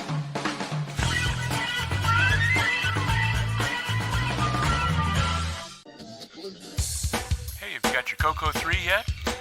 Hi, this is Rick Adams, author of Temple of Ram and Shanghai, and you've tuned into CoCoTALK, the nation's leading live talk show featuring the Tandy color computer. What's going on, everybody? Original Gamer Stevie Stroh here, and if you're a fan of vintage computing and retro gaming, then you're going to love our retro swag shop at 8bit256.com. There you will find custom designs by Instagram artist Joel M. Adams. You can get I'm a Coconut, CoCoTALK, and other cool video game images on a t-shirt, coffee mug, or mouse pad. So if you love retro, then head on over to the retro swag shop at 8bit256.com today. Tell them the Original Gamer Stevie Stroh sent you. Let the Radioshack TRS-80 put the world of color computing into your home. Instant loading program packs turn any color TV into an exciting game arcade. And there's more.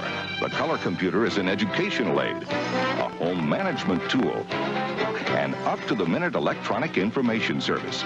The programmable, expandable TRS-80 color computer from $399 only at Radioshack, the biggest name in little computers.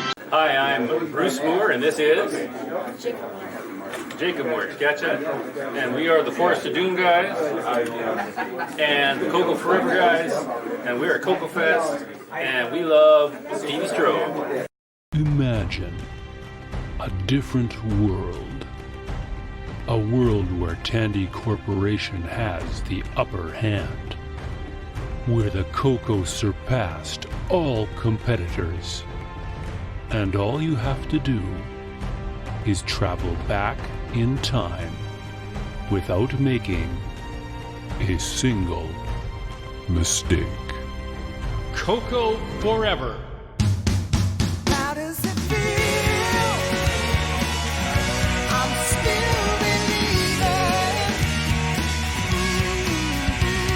believing. You definitely earned this office. Yes, you're too kind, and thank you. You want to grab some food before we head back and look at that Alt Reality OS 9 module? It's only 40 years past due, but yeah, sure. How does it feel? I'm still believing.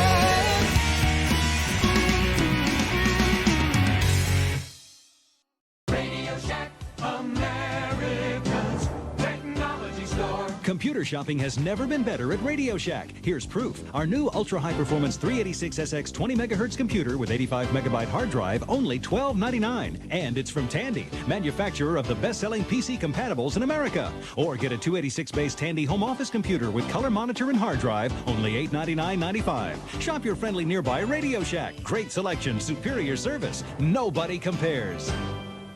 We now return you to CoCoTALK. Yeah, I'm trying to find the was it called Radioshack Keller or Keller Radioshack on Facebook. I'm trying to find their Facebook page, so we'll find it and we'll post it. I couldn't find it. Yeah. So we'll find it and we'll post it. We'll post it in the I'm a Coconut group in the Facebook group on the CoCoTALK page. We're gonna find that page and we're gonna share links to this episode in their group. What about so the Back to the 80s one? Yeah. You haven't played that yet. No, I think we're overstaying our welcome at this point right now. Yeah. But yeah, this has been a really good show, and I want to thank everybody. It's starting to sound like Ed Sullivan. A really good show. I got a great show for a really good show, right? So, yeah. No, I mean, what can you say, man? I don't know how we do it. You know, having a VCF. Not only do we have VCF West as an episode, but then we had Sunday. We had like 8 hours of live streaming from VCF West on a Sunday. You know, and bringing Radioshack, and now hearing about new products for the CoCo, like a Guru Modem and sprites and real-time clocks, all kinds of stuff. This episode deserves an Emmy. It does deserve an Emmy. It really does. This episode, it feels like we've won an Emmy, if you ask me. So it's amazing. So I'm going to give you guys all a big pat on the back. So no, man, what do you do? What do you do? I don't even know what to do. It's like pinch me, put a fork in me. But yeah, no, this has been great. Thank you, Joe. Can't thank you enough. Thank you, Rob Inman. Thank you, David O'Connor, for giving us great content last week.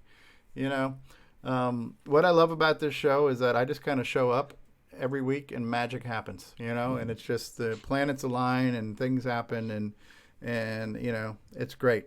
It's no blue screen on your computer. No blue screen this time. Yeah. So yeah, we love when you show up too, Stevie. Yeah. Well, it's like magic. Yeah. Every time we do this show, it's just like magic. It's the fairy dust in the air. I really wish David Ladd was here today because we talked so much about frickin' modems and TTL and RS-232. I just could hear David Ladd, in the back of my head, drive wire, TTL, RS-232. So yeah, we were talking about file transfer, so he would have definitely jumped in on that. Not much about disk drives, though. Yeah. So. Anyways, yeah, so let's wrap it up. So possibility, I'm sure my family's probably getting hungry. They might want to have dinner. It's getting close to 6 p.m. for me. I'm starving. So possibility of maybe an after show tonight because there's a lot of things we didn't talk about, and I don't want to beat this show to death for too long. But I want to thank everybody for today. I want to thank everybody for every week that we come together, people on the panel, the people in the audience. It's definitely a shared community experience, and thanks guys for making this show awesome every single week. Can't thank you all enough. Nick Marentes, any parting thoughts? No, I keep my thoughts to a minimum. Rob Inman, I have to say Nick Marentes was a lot nicer to Carlos Santiago than he was to the 8-bit guy. Yes. Profile picture, new There's a gun to attitude. my head now. Completely different neck. Who's gonna develop? Who's gonna develop for that crop? I believe the 8-bit guy retired after he appeared on CoCoTALK. No one's ever seen him again. In tears. So, Mission accomplished. Nick Marotta, any parting thoughts? This was a really awesome show. I really enjoyed it. Yeah. This was just fantastic. I don't know what else to say. Yeah. Joe Burnett, thank you so much. Parting thoughts. Great day, great experience. Yeah, I mean, I had more fun than I could possibly imagine. So. Yeah, how long have you been watching the show? You've been watching for a while, right? Yeah, I mean, I signed off the Zoom meeting and stood in there probably 30, 45 minutes. No, but I mean, in general, how long have you been watching CoCoTALK as a show? Like, it's been a while now, right?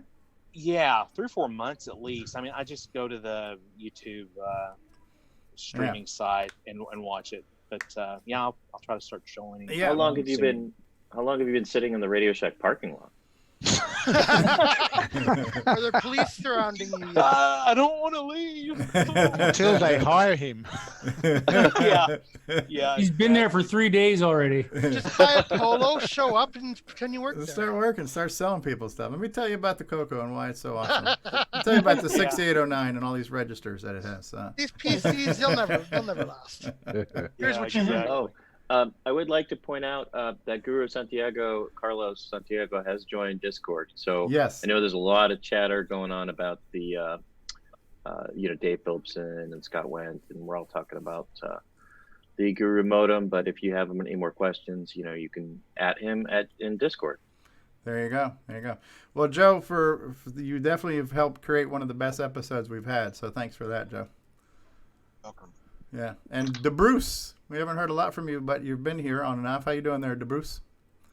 I'm good. I think Joe deserves an Emmy. Yes, you do. Yes, you deserve an Emmy. The one we submit for approval for consideration. The Emmy goes to Joe Burnett. All right. Yeah. No, I just sadly I arrived just I guess as the tour ended. So as soon as you get off this stream, I'm gonna go rewind and catch it all. There you go. Hit rewind. Be kind and rewind. David O'Connor with your Maine Coon cat there. Any parting thoughts? What can I say? We're one step closer to CoCo Forever, I think. We just need to get some CoCo products in this Radioshack store, and we're getting close. Imagine if No, you could great go show. back Thoroughly in enjoyed time. it. Loved it. Yeah. And Grant Leedy's had a lot to say today. No comment. No comment.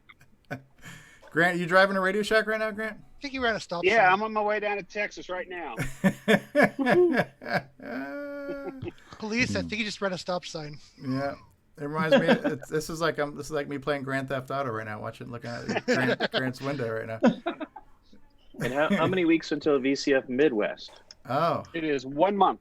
1 month Exactly. away. Okay, 4 weeks away. So Wow, that's For we the have biggest some work to computer do. show in the United States. Yeah, I'm looking forward to my quality snuggle time with Grant. So I'm sorry. I'm sorry. I hate to inform you, Stevie, that I got a king size bed and you're not allowed. No, That's not a it's pillow. That's not a pillow. It's not a pillow.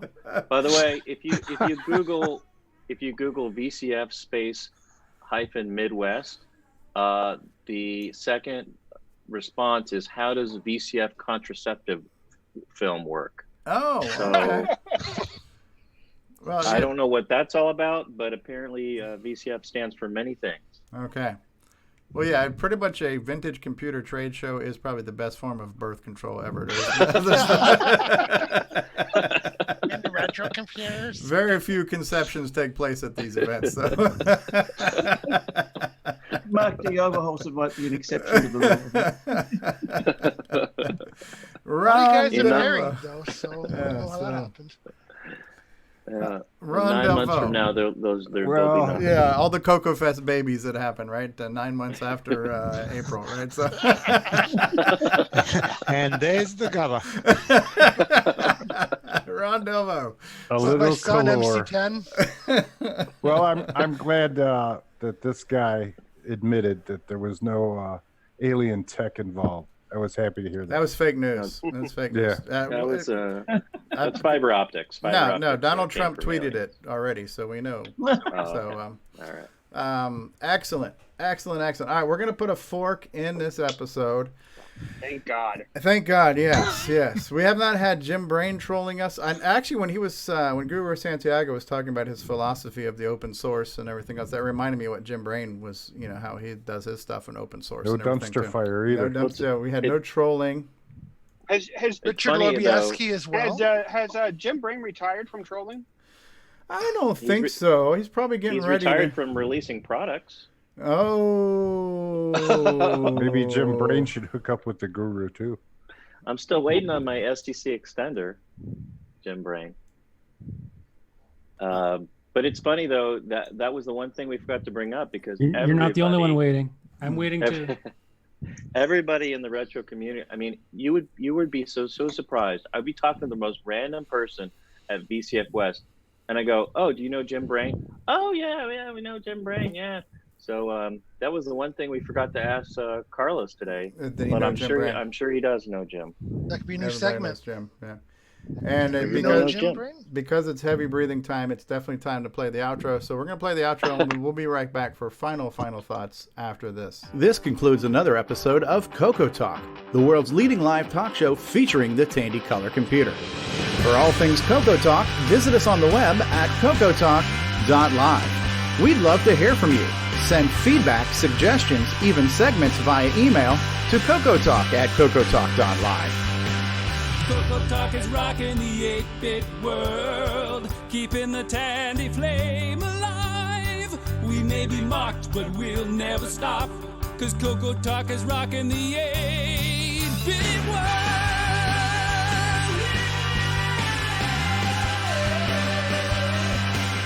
Consider supporting the show with a purchase of merchandise from our retro swag shop at 8bit256.com. If you'd like to become a patron of the show, click the Patreon link at our website at CoCoTalk.live. CoCoTALK is rocking the 8-bit world, keeping the Tandy flame alive. We may be mocked, but we'll never stop, 'cause CoCoTALK is rocking the 8-bit world. CoCoTALK would not exist without the community, its cast, crew, and contributors. Thanks go to Curtis Boyle, David Ladd, Mark Overholzer, Grant Leedy, Bruce Moore, Nick Marentes, Ron Delvaux, Rick Adams, Jason Riker, Richard Lorbieski, Jim Brain, Tom C., Rob Inman, Mark Bosley, Brian Joyce, Ken Riker, David O'Connor, Brian Weasler, Terry Steggy, Nick Marotta, John Strong, and many more, especially to Steve Bjork for production suggestions and James Differendaffer for making my head explode.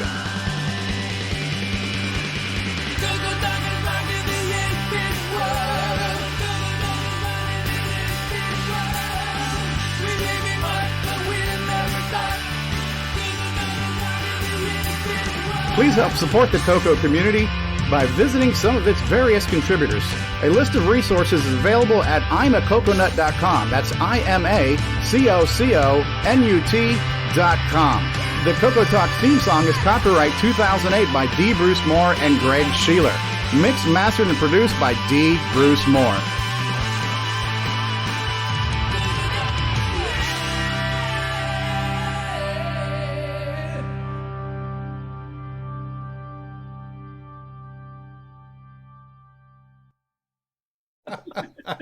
Hey, Stevie? Yes. Do you realize you wear a bigger shirt than me now? Oh, that's because, yes. All right, well, you got triple X, right? Yeah, it's because my wife does really bad laundry and everything shrinks after she washes it a few times. Is that for your breast size? Hey, I have bad news, Steve. Steve, I have bad news. Oh, yeah? Uh-oh. So the largest they had was 2X. Oh, that's fine. So, okay. I usually get them a little bit bigger because they shrink. You know, so usually that's what happens. But no, that's fine, especially in a polo shirt. That's fine. I thought you were going to say the Radioshack already went out of business. Yeah, no. But like in a t-shirt, like t-shirts, they shrink, like they usually shrink a size after you've washed them and dried them a few times. That's why I like to get them a little bigger. Only 1X in the underwear. Yes. All right, great show, everybody. Great show. We got a great show for you, everybody. All right, so final thoughts. Anyone? While you're thinking about that, I'll scroll through and see who we need to thank in our live audience. We've had Steve Powell here. We've had official Cyrus. Nick Marotta has been in the live chat. Rob Inman, Matchy, and Curtis Boyle has been in there. Steve Powell. Brian Weasler was in the live chat earlier in the show. Lloyd Thompson. A lot of chatter from Curtis Boyle. We just usually tune him out. Dan Loyal was here. Yeah. Rob Inman has been here. Nimble was here earlier. Curtis Boyle, Nick Marotta, Matchy, Curtis Boyle, Fedor was in here. James Jones was here. Rob Inman and DeBruce has been here. And Curtis and Rob and Dave Phillipson in the live chat. Rob Inman, Dave Phillipson. Lots of James Jones and Rob Inman and Explore VR. Ben Drakes has been here. So lots of people have been here. Thanks, guys, for watching. Thank you to our panel, Ron Delvaux, Grant Leedy, David O'Connor, D. Bruce Moore.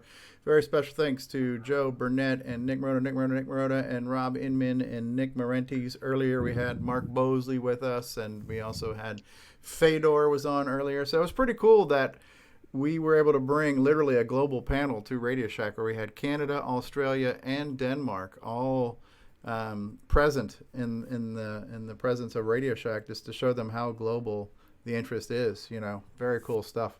All right, I'm going to press the button. Say goodbye to everybody on the video feed. Goodbye to everybody on the video feed. Bye, everybody. All right, pressing the button on the video feed.